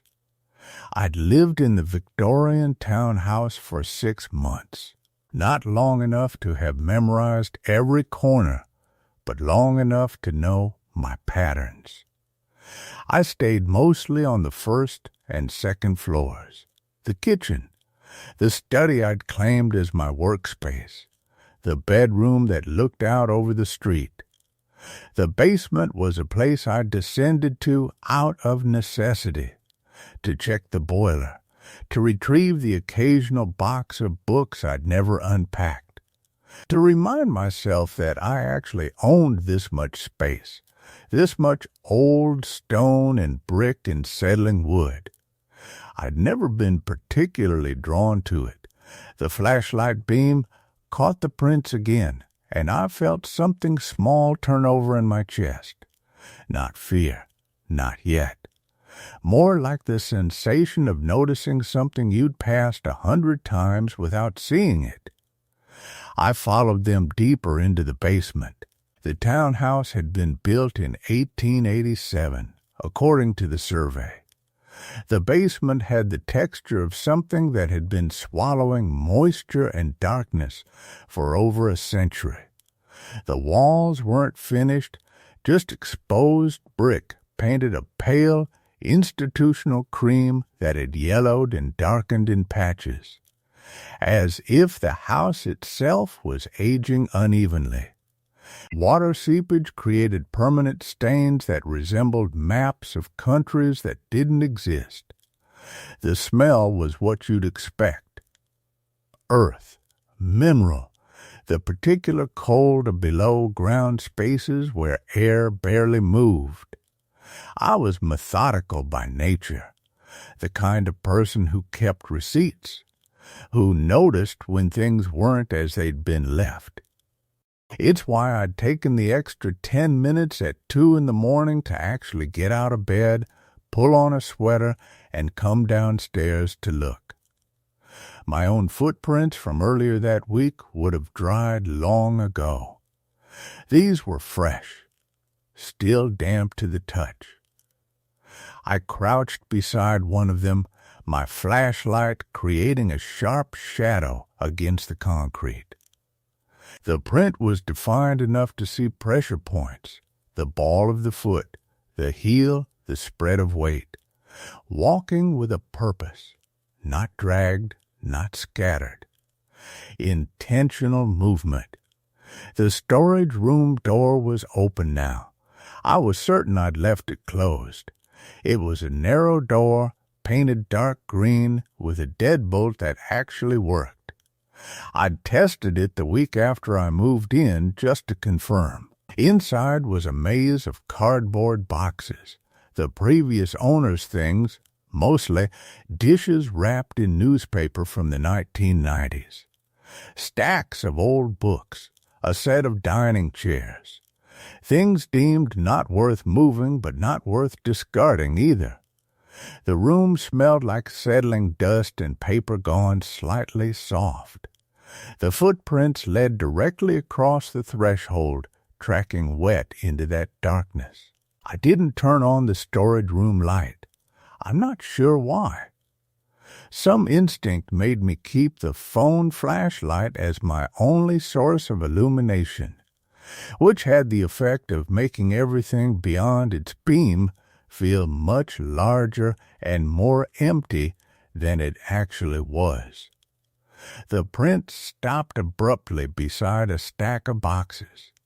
They didn't continue into the storage room's farther recesses. They simply ended, as if the person wearing them had arrived exactly where they wanted to be. And then what? Stood there? Waited? Ascended into nothing? I stood motionless for several minutes, listening. The basement made its usual sounds, the distant hum of the boiler, the tick of cooling pipes, something that might have been the house shifting, or might have been something small moving through the walls. Nothing more. When I finally went back upstairs, I left the storage room door open. I'm not sure why I did that either. I didn't sleep after that. I lay in bed with the window open just enough to hear the street, listening to the neighborhood settle into deeper quiet. Around 4 a.m., when even the insomniacs had stopped making noise, I found myself thinking about the previous owners. There had been 3 of them in the past 40 years, according to the title search. Before that, the records got less reliable. The woman I'd bought the house from had lived here for 19 years. She'd been single, private, the kind of neighbor people simply forgot existed. When I'd asked her why she was leaving, she'd given me a smile that didn't reach her eyes. "It's time," she'd said. That was all. Morning came slowly, the way it does in late October. I forced myself to wait until daylight before going back to the basement. The sun was actually visible by then, slanting through the high basement windows at a harsh angle that showed every particle of dust and every water stain with brutal clarity. The footprints were still there. That was the part that made my hands go cold. Not that they existed. I could rationalize wet prints in a damp basement in 100 ways. but that they had dried completely, and yet they were still visible. The water had left a faint residue on the concrete where it had evaporated, a settled discoloration that only showed itself when the light was right. They looked like something that might have been there for days. They looked like something that had always been there. I stood very still in my kitchen, holding a cup of coffee that had gone lukewarm, and thought about what I should do. Call someone. Get the house inspected. Assume there was water damage somewhere, that maybe the previous owner's child had visited and the prints were old. That I was making patterns out of randomness because it was 6 a.m. and my brain wasn't working properly yet. Except I hadn't seen rain in a week before last night. Except the prints were small, impossibly small. Maybe size 2, size 3 at the largest, except they led directly from the sealed storage room. I dressed carefully and went back to the basement. This time I was systematic about it. I photographed the prints with my phone, several angles, several light sources. I measured the corridor, mapped out the location. The methodical part of me felt better when I had documentation, evidence, something concrete beyond just my own memory. That was when I noticed they led somewhere else now, not back to the storage room. Forward, deeper toward the second basement, because the townhouse had that unusual feature, the secondary foundation room that had been sealed off except for the hallway that led to it. The prints tracked in that direction, leading past the boiler, past the furnace, toward the narrow corridor that ended in a brick wall. Except now they diverged, split into multiple paths as if more feet had joined the original set. They fanned out across the concrete, pointing in slightly different directions, all of them moving deeper. I felt something very specific then, the sensation of standing in a room and realizing, gradually and without warning, that you're no longer alone. Not that someone had just arrived, that they had been here all along. I climbed the basement stairs very slowly and didn't go back down. The coffee maker had a timer. I'd never used it before. The house came with the coffee maker already installed, and I'd never taken the time to figure out the settings. But that morning, standing in my kitchen with the basement door closed firmly behind me, I heard it beep. I stared at the machine. The carafe was empty. The grounds basket was empty. Nothing inside it had been touched. It beeped again, 3 short sounds, the kind a timer makes when it reaches 0. Then it stopped. I unplugged it. That was Wednesday. By Friday, I'd talked myself into a version of events that made sense. The prints were old, predating my arrival by weeks or months. The storage room had never been sealed. I'd misremembered. The second basement was probably just a crawl space, architecturally unremarkable. I was adjusting to a new place. New spaces did that to people. They created anxieties that didn't exist. They made you hyper-aware of every sound, every shadow, every ordinary thing that your mind could twist into something else. I'd bought groceries. I'd set up my desk. I'd even unpacked 3 boxes from the move, which felt like real progress. Then I found the second set of footprints. This time they were on the hallway floor upstairs, the corridor that connected my bedroom to the guest room. I discovered them on a Saturday morning when the light came through the window at a particular angle and I had the vertiginous moment of recognizing the same size, the same weight distribution, the same impossible smallness. These were wet, not dripping, not even visibly damp, but they felt wet to the touch, cool and slightly tacky, the way concrete feels the morning after rain. Except the upstairs hallway was carpeted. The prints had soaked through the fibers in a pattern that suggested they'd been made while the carpet was dry. That suggested they were recent. And they led from the guest room to my bedroom, walking across the threshold as if something had paused there, considering I didn't enter the guest room. I closed the door and locked it, which was something the lock had never done before. It took me 5 minutes of jiggling to get it to turn. The sound it made when it finally engaged was loud in the quiet house. I called the realtor that afternoon. I didn't mention the footprints. I asked about the previous residents, how long they'd owned the place, whether anyone had children. The realtor's response was cheerfully vague. The property had changed hands 3 times in the past decade, and the most recent owners had kept to themselves. Very private, very quiet. She didn't know about children. She'd never met them in person. That night I heard the water running in the bathroom attached to the guest room. It was subtle at first, just a whisper of sound through the wall, the kind of ambient noise that would normally blend into the background. But I was awake.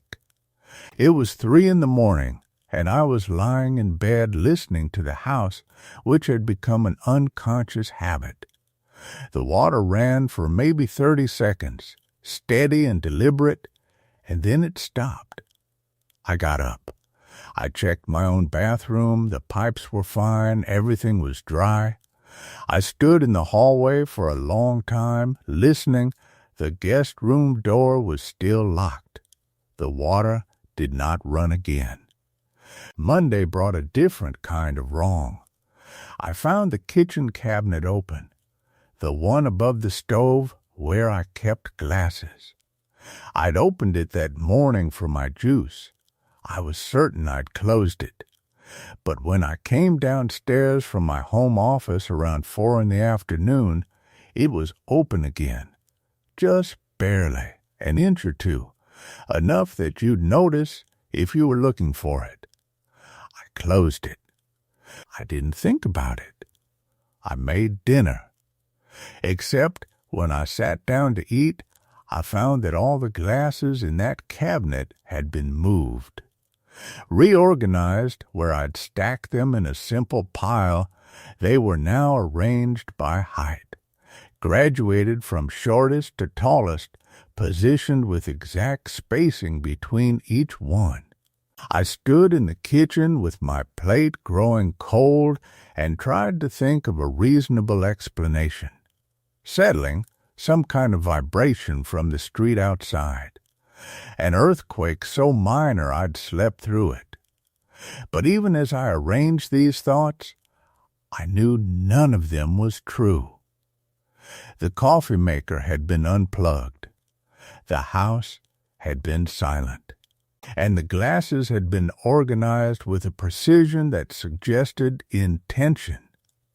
Someone had spent time in my kitchen arranging my things while I was asleep upstairs.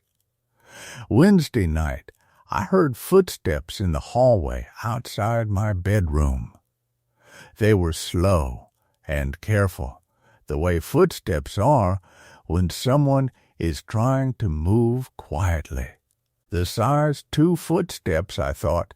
I recognized something in the rhythm of them, something lighter than my own step, something that belonged to someone smaller. They moved from the guest room toward the stairs, then paused. I lay in the dark, holding my breath, listening to the absolute silence that followed the pause. It felt like an absence of air, like a void where sound should have been. Then they continued downstairs. I didn't follow. I told myself that was courage, that it was smarter to stay in my room, to lock the door, to turn on every light and wait for morning.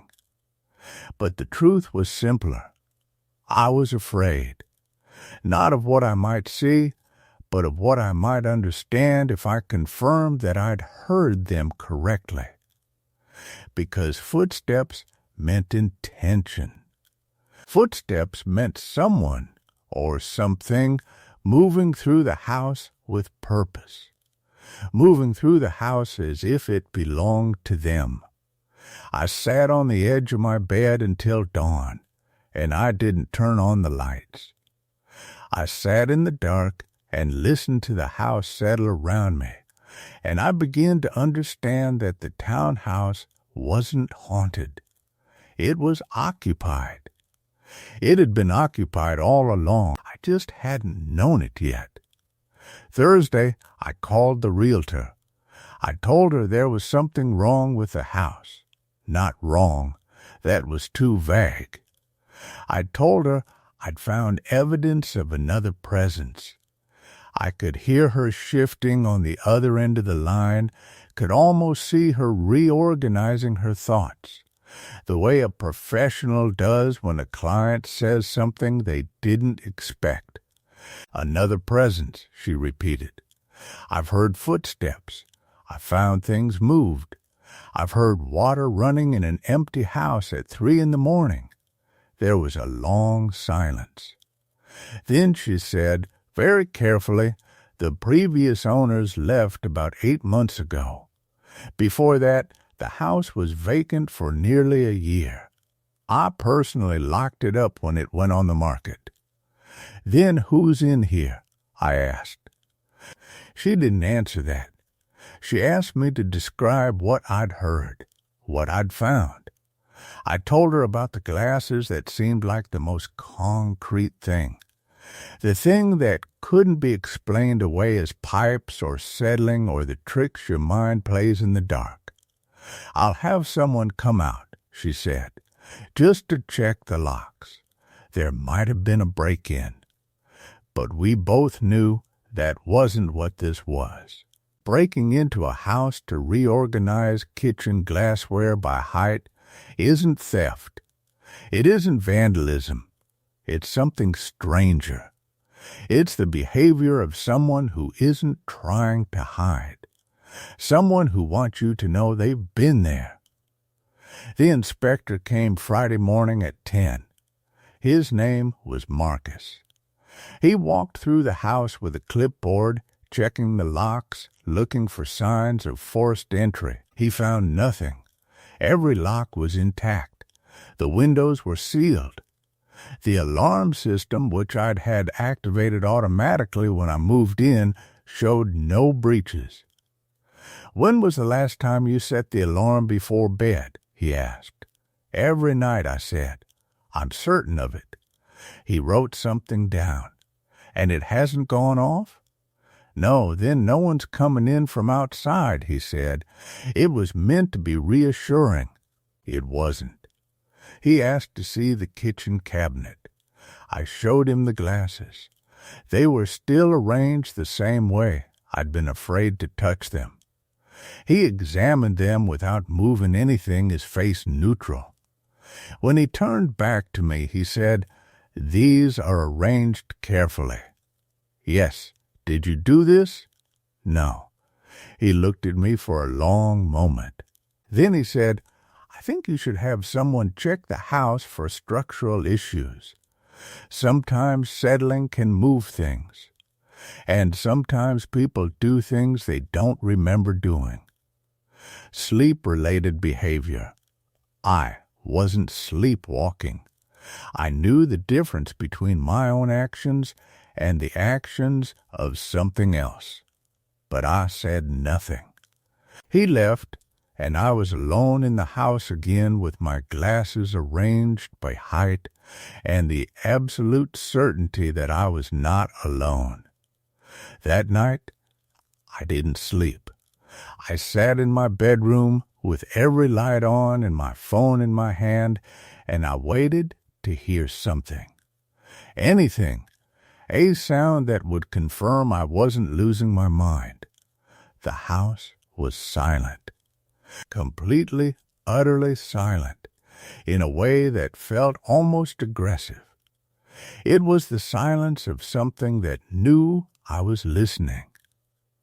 Saturday morning, I decided to look for proof. Real proof. I set up my phone on a tripod in the kitchen, positioned it to record the cabinet.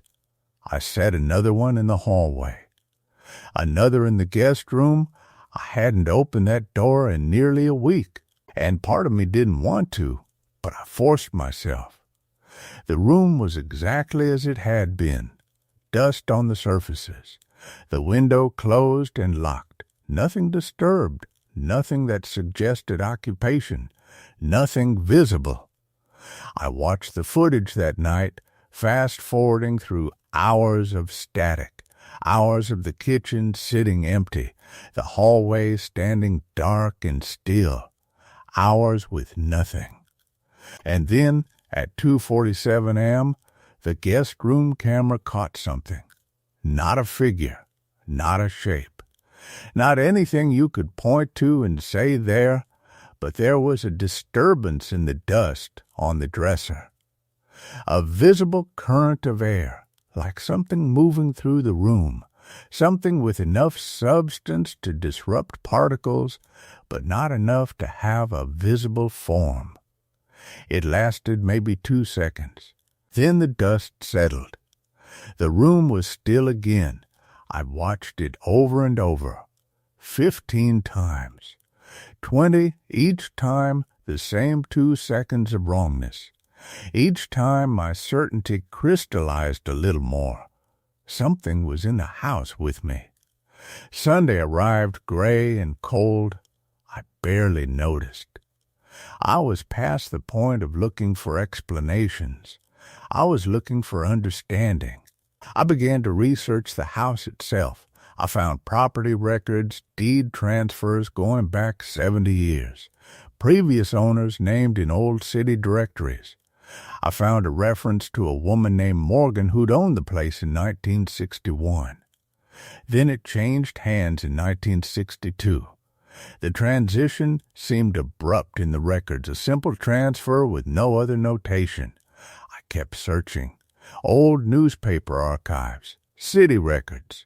And then, in a microfiche file from a local historical society, I found a brief mention in a 1962 police report. Resident Morgan R. disappeared from her residence on Larson Street. No signs of foul play. Investigation ongoing. Case closed 1963. Morgan R. I read the entry again. No other details. Just a woman who had vanished from this house, from my house, 60 years ago. A disappearance filed away and forgotten.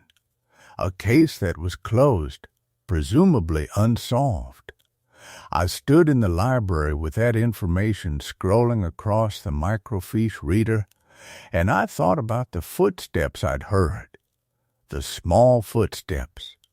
The light step of someone smaller than me. I thought about the way someone had reorganized my kitchen glasses with intention and precision. The way they'd run water at 3 a.m. The way they moved through the hallways with the familiarity of someone who'd lived here. Someone who knew every board, every creaking step, every corner of the place. Someone who refused to leave. Monday night, I heard her in the hallway again. The small footsteps. I didn't hide this time. I opened my bedroom door and stood in the darkness of the corridor, listening to her move toward the stairs. She paused. She'd heard me. The silence stretched between us like a held breath. Then she continued downstairs, slower now, more deliberate, and I understood in that moment that she was no longer trying to hide. The thing that occupied the house with me had decided it was time to be acknowledged. I walked to the stairs and looked down into the darkness of the first floor. The kitchen light was on, not all of it, just the light above the stove, casting the room in a sallow glow. And in that glow, the cabinet above the stove stood open. All the glasses were gone. Every single one had been removed and placed on the counter in a perfect line, arranged behind, their openings facing outward. 12 glasses, 12 graduated sizes, arranged with an impossible precision, each one exactly the same distance from the next. I descended the stairs slowly. My heart wasn't racing. I wasn't afraid, not in the way I'd expected to be. What I felt was heavier than fear. It was recognition. It was the knowledge that I had never been alone in this house, that someone had been watching me move through rooms that used to be hers. Someone had been waiting for me to understand, for me to finally see what she'd been trying to tell me all along. The glasses stared at me with their empty mouths. The house held its breath, and somewhere in the rooms above me, in the guest room with its covered furniture and its dust and its wrongness, something was satisfied. I didn't touch the glasses. I turned and walked back upstairs and locked myself in my bedroom. But this time I wasn't hiding. I was waiting. Because now I understood. I wasn't trapped in her house. She was making sure I understood that I was sharing it. And whatever she wanted, whatever Morgan R. had been trying to show me since that first night when I heard water running at 3 a.m, she would keep showing me until I finally comprehended what she needed me to know. The house wasn't a place I'd moved into. It was a place she hadn't left. And the question wasn't whether I'd discover who she was or what had happened to her. The question was whether I'd have the courage to stay long enough for her to tell me. The morning light came through the bedroom window the way it always did, pale, indifferent, as if the night hadn't happened, as if the glasses still weren't downstairs, arranged in their perfect line, waiting to be acknowledged. I didn't go down immediately. I lay in bed and listened to the house wake up around me, the pipes settling, the distant sound of a neighbor's car, the particular silence that follows a night like that, the silence of things having been said even if no words were spoken. When I finally descended the stairs, I moved slowly. The kitchen was exactly as I'd left it. The glasses were exactly as she'd left them. 12 vessels. 12 different voices, if you looked at them long enough. The smallest was barely the size of a shot glass. The largest could hold nearly a pint. I didn't touch them. Instead, I made coffee and sat at the kitchen table with the morning edition of the newspaper, a newspaper that meant nothing to me, and I tried to construct some kind of normalcy around the fact that I was sharing my breakfast with a presence. The light from the window moved across the counter. The clock on the wall ticked. Completely ordinary. Completely insufficient.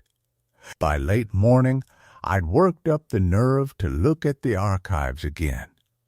Not the library this time, at home, where I'd found that old digital subscription service, the kind that lets you scroll through decades of local reporting compressed into a database.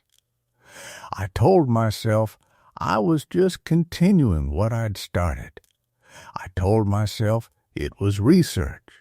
But what it really was a conversation with someone who no longer had a voice. Morgan R. had disappeared on a Tuesday in 1987. She was 9 years old. The articles grew shorter as the days passed. First, there was a photograph. A small girl with dark hair, smiling in that formal way children did for school photos. Morgan R., age 9, missing from the area of Elm Street since Tuesday last. Anyone with information is urged to contact the police department.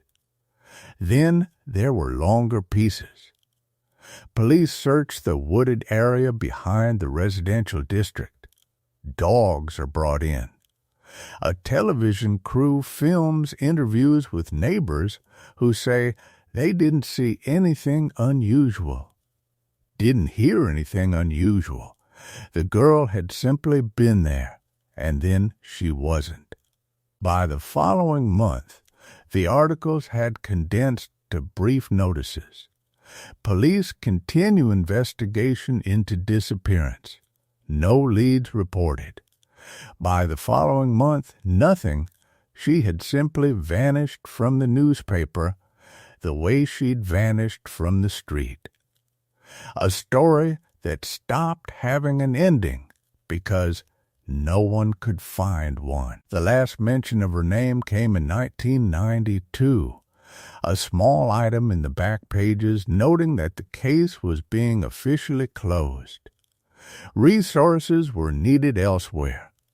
The world moved on. Morgan R. denied.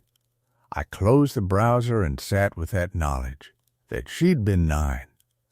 That this house, my house, sat on Elm Street. That the wooded area behind the district probably still existed, probably still held the same trees and paths that had existed then. That a 9-year-old girl had lived somewhere in this neighborhood, had walked these streets, had existed in this place where I now existed. The thought made the house feel smaller, more crowded. That afternoon, I did something I hadn't done since moving in. I went to the guest room with the covered furniture, the room where everything felt wrong, the room where I'd felt her presence most strongly. The door opened easily. The dust was still there, suspended in the light from the window, moving slowly in the current of air from the hallway. The covered shapes of furniture waited like sleeping things. I walked to the nearest one, a chair, judging by the silhouette, and I lifted the sheet. It was a small chair, child-sized, the kind of thing that would fit a 9-year-old perfectly. I didn't move the others. I just lowered the sheet back down and left the room and closed the door behind me. Some knowledge, once received, doesn't need to be expanded upon. Some things are made clear by a single gesture. The rest of that week unfolded with a strange kind of quietude. I stopped hearing the footsteps. The house returned to the ordinary silence of a place inhabited by a single person. The water ran only when I needed it. The kitchen remained undisturbed.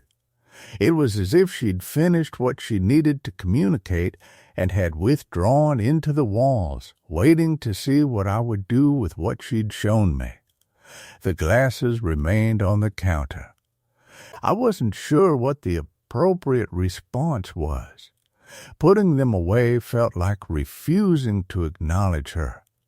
Leaving them out felt like an invitation for something I wasn't prepared for. So I did neither. I moved around them. I made coffee beside them.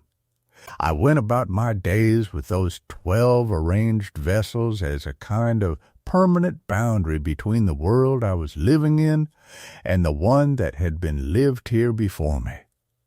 On Thursday, I called the police department. I didn't explain much. I said I'd found something interesting in the old records. I said I'd inherited the house on Elm Street.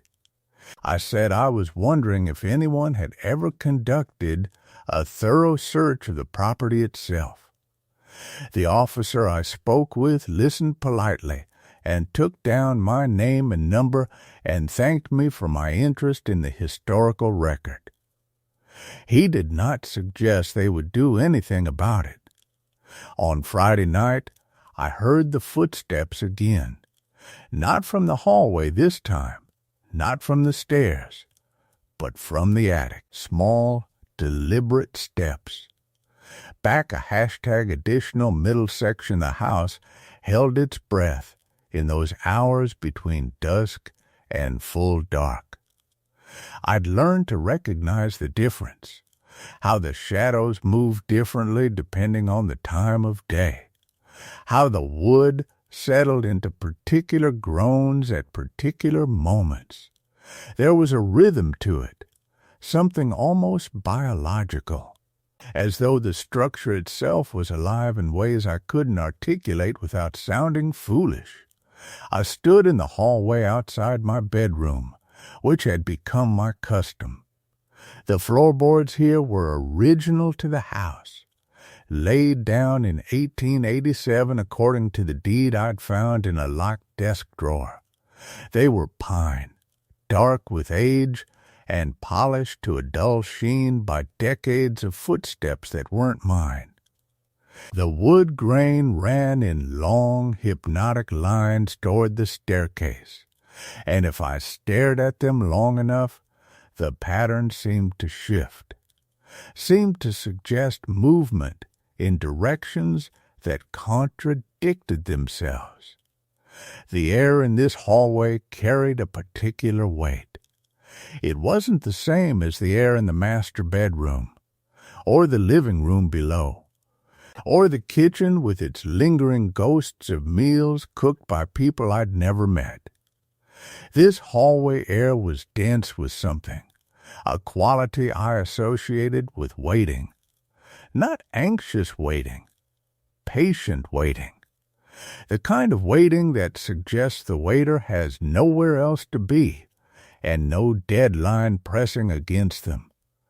I'd taken to spending hours here at night, after dark, with only a single lamp turned low in the corner. The lamp cast everything in shades of amber and deep brown. The wallpaper, which was a muted green with a faint geometric pattern, looked almost alive in this light. I'd chosen not to repaper it, despite the way it peeled at the corners and showed water damage in one section near the ceiling. Something about removing it felt like erasure, like I'd be destroying evidence of something I didn't yet understand. The hallway stretched longer than the architecture of the house should have allowed, or so it seemed at night. During the day, I could map it clearly, the bedroom doors on either side, the linen closet with its hinges that squeaked, the spot where the floorboards warped slightly near the window. But at night, in this amber light, the proportions seemed to expand. The far end, where the hallway terminated at the staircase, appeared farther away than it should have been. Perspective did strange things in darkness. I'd been measuring it obsessively for the past 3 weeks. I'd marked the floorboards with small pencil dots on the underside of a throw rug nobody used, trying to map my own distances. The hall we measured 23 feet in daylight.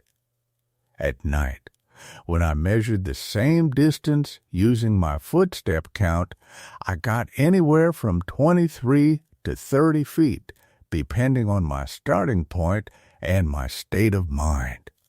This discrepancy made me careful about the conclusions I drew from it, though not careful enough to stop trying to verify it.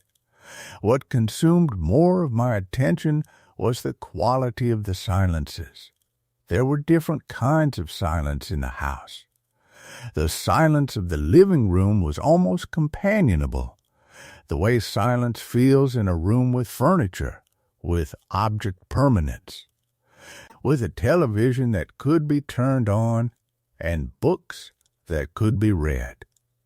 The silence of the kitchen was practical, related to the business of sustenance and the wearing away of days through repetition. But the silence of the hallway was something else entirely. It was the silence of anticipation, of someone waiting in darkness for a sound to resume. I noticed this most acutely around 2 in the morning, when the house seemed to shift into a different register. The ambient sounds that accompanied normal night hours, the occasional car on the street outside, the neighbor's dog at some distant fence, the random creaks of settling wood, all of these seemed to pause. For 20 minutes to an hour, sometimes longer, there would be nothing. No sound whatsoever from the external world, just the internal sounds of the house itself, and my own breathing and the sound of my blood moving through my veins. In these silences, I became hyper-aware of the hallway's dimensions. The walls seemed to press closer, not dramatically, not in any way that would have registered on a measurement or been visible to anyone else, but I felt it as a kind of atmospheric compression, as though the space itself was breathing in slightly. The wallpaper came into sharper focus. I could see the tiny variations in the pattern, places where the printer had skipped, where the alignment was slightly off, where previous inhabitants had perhaps tried to adjust it with wallpaper paste that had long since hardened into a dull brown crust. The ceiling had a water stain in the shape of something almost like a hand. Not quite a hand, more suggestive of a hand, the way clouds suggest shapes. It was located above the warped floorboards, and I'd become convinced that it was spreading, though daylight measurements suggested it hadn't changed in size since I'd first moved in. The brown of it had a particular quality, almost creeping at the edges, feathering out into the pristine white plaster around it. I wondered sometimes if it was actively growing, if in the hours when I wasn't watching, the damp was continuing its slow work of deterioration.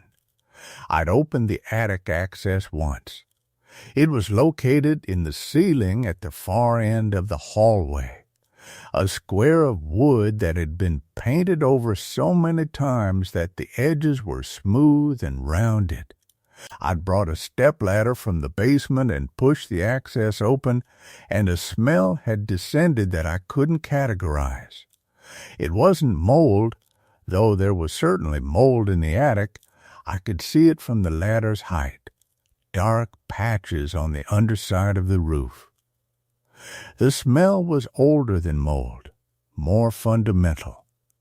It was the smell of space that hadn't been disturbed in decades, of air that had been the same air for so long that it had become a thing unto itself, distinct from the air anywhere else. I hadn't climbed into the attic. I'd stood on the ladder for perhaps 5 minutes, peering into the darkness, noting the shape of the rafters, the boxes stacked in the far corner, the trunks whose dimensions I couldn't quite determine in the darkness. And then I'd pulled the access closed and climbed back down, my hands slightly shaking, though I couldn't say whether from exertion or from something else. The basement was below, of course, a full basement, which was unusual for a house of this era. I'd been down there once, early on, when I was still exploring the house with the kind of enthusiasm people have when they've just purchased something and want to understand every corner of it. The basement was the inverse of the hallway. Instead of being compressed and expectant, it seemed to extend in all directions. The ceiling was low, made lower by the network of pipes and wiring that ran across it, relics of various updates to the house's systems over the decades. The concrete floor was cracked in places and stained in others, the stains forming patterns that didn't seem random, though they clearly were. I'd noticed footprints down there, too, years' worth of them pressed into the dust that accumulated on the storage shelves and the old workbench. They didn't form any coherent pattern, just the accumulated evidence of passage. A person moving from one end of the basement to the other, from the washer to the shelves, from the stairs to the small window well that looked out at ground level. But the footprints seemed too small, most of them, child-sized, though I'd been told the house had never had children living in it for any extended period. And some of them seemed to go to places. The far corner behind the boiler, the space between two storage shelves. That seemed inaccessible for a living person to reach without significant effort. I'd stopped going to the basement after that first exploration. There was nothing there I needed. The utility spaces could be ignored, the mechanical systems could be left to their own devices. If something broke, I could call someone. There was no reason to spend time in that space. No reason at all. But the hallway was different. The hallway called to me. At night, particularly in those deep hours when the external world had fallen silent, I found myself standing in that hallway again and again. Sometimes I would walk it back and forth, trying to track the consistency of the floorboards under my feet, trying to understand whether the boards were warping unevenly or whether my perception of them was shifting. The wood had a particular texture in the darkness, something between smooth and slightly tacky, as though whatever polish had been applied to it decades ago had never fully set, and had instead entered into a permanent state of very slow evaporation. I'd count my steps in both directions, from the bedroom to the staircase. The count varied between 18 and 23 steps depending on the size of my stride, and I found myself trying to modulate my walking to achieve consistency.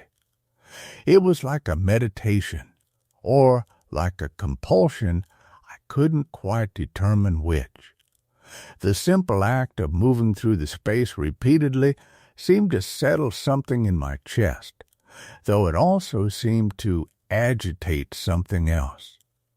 The window at the midpoint of the hallway, the one that looked out onto the front lawn and the street beyond, became a focal point of my attention.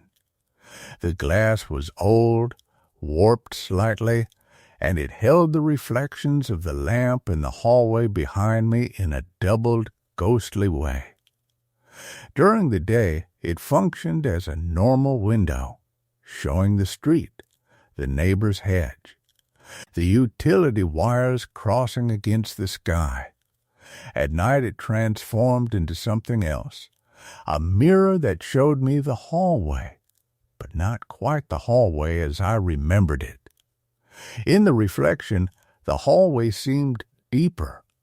The walls, rather than running parallel, seemed to angle slightly inward, as though the space was narrowing toward a point of perspective that lay far beyond the staircase. The lamp's light, reflected in the glass, seemed to illuminate more of the space than the lamp itself could possibly light. Corners that shouldn't be visible were visible in the reflection. A section of the hallway beyond the staircase appeared in the glass, though from my actual angle of view, the staircase blocked that view entirely. I'd tested this repeatedly. I'd positioned myself at different points in the hallway and looked at the window's reflection, trying to understand what it was showing me. The reflection never quite aligned with reality. It was always slightly off, showing spaces that didn't exist, or showing them at angles that didn't correspond to the actual layout of the house. One night, about 2 weeks ago, I'd reached up to touch the reflection in the glass. It was a foolish impulse, the kind of thing you do when your mind is tired and operating in a half-dream state. But I'd done it, pressing my hand against the cool glass, and for just a moment so brief I couldn't be certain it had happened, the reflection had seemed to press back. Not with force, just with a gentle resistance, as though something on the other side of the glass was also reaching out, was also making contact. I'd jerked my hand back, and the glass had been normal again, just glass, just reflecting the lamp and my own startled face. I'd not touched the window again, but I'd continued to study its reflections. There was something meaningful in that space, something the glass was trying to communicate. I just couldn't decode it yet. The footprints that had started all of this remained the central mystery, but they'd begun to seem less significant somehow. Or perhaps not less significant, rather. They'd become subsumed into a larger pattern that I was only beginning to glimpse. The footprints were evidence of movement, but the movement itself was less important than the question of intention. Intention implied meaning, and meaning implied that I was supposed to understand something. The hallway seemed designed to communicate. Everything in it, the wallpaper with its subtle pattern, the water stain that might or might not be growing, the warped floorboards, the window's false reflections, the particular quality of the darkness that accumulated here, all of it seemed like a language that I was supposed to learn. And so I stood in the hallway. I walked its length repeatedly. I studied the ceiling and the walls and the floor. I waited in the silences, feeling them accumulate around me. I let my mind settle into the peculiar state that came from sustained attention to a space, that meditative half-awareness where the boundaries between observing and being observed began to blur. The house was patient. The house could wait, and so could I. And forth above the guest room, pacing, looking for something, or perhaps placing something. The sound continued for nearly 20 minutes, and I sat in the living room and listened to the walls move and settle around me, and I understood that the quiet week hadn't been an ending. It had been a pause, a breath before continuing. I didn't go upstairs. I didn't check the attic. Some things that want to stay hidden should be allowed their privacy. Instead, I sat at the kitchen table and looked at the glasses, and I realized something had shifted in how I experienced this house. I was no longer waiting for an explanation. I was no longer trying to solve a mystery. I had moved beyond fear into something stranger, a kind of coexistence. an acceptance of a presence that predated me and would outlast me. This was her house. It had always been her house. I was simply the person who had been permitted to live in it.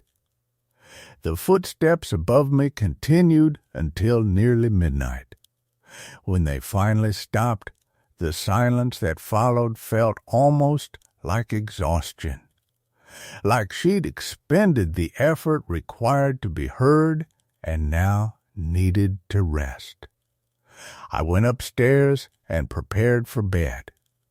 As I brushed my teeth, I found something on the bathroom counter, a single hair, not mine, too short, too dark. It lay diagonally across the surface of the counter, placed there or perhaps fallen there, or perhaps the distinction didn't matter anymore. I didn't remove it. In the morning it was still there, and the morning after that. And now, weeks later, it remains, a small thing, a fragment of proof that someone else has stood in this bathroom, has brushed against the mirror's edge, has occupied this space. Some visitors announce themselves with dishes and footsteps and the rearrangement of objects. This one had chosen something quieter, something that asked no questions and demanded no acknowledgment. Just the reminder that she was here, that she had always been here, that the house was still hers, and I was simply living in the margins of her continued existence. I've stopped trying to understand what she wants. Understanding, I think, was never really the point. The point was simply to know that I was not alone, that some presences don't come to terrorize or to demand or to answer questions we've asked. Some presences come to tell us that the past is not finished, that loss echoes through rooms and hallways long after it should have faded, that a house remembers everyone who has ever lived within its walls, and sometimes, rarely, but sometimes, it remembers them in ways we cannot explain away. The glasses are still on the counter. The hair remains on the bathroom sink. The guest room waits with its covered furniture. And in the attic, on nights when the wind moves just right, I can hear the soft, almost inaudible sound of something small moving through the darkness above me. She hasn't left. I don't think she ever will. And strange as it is to say, I've stopped wishing that she would.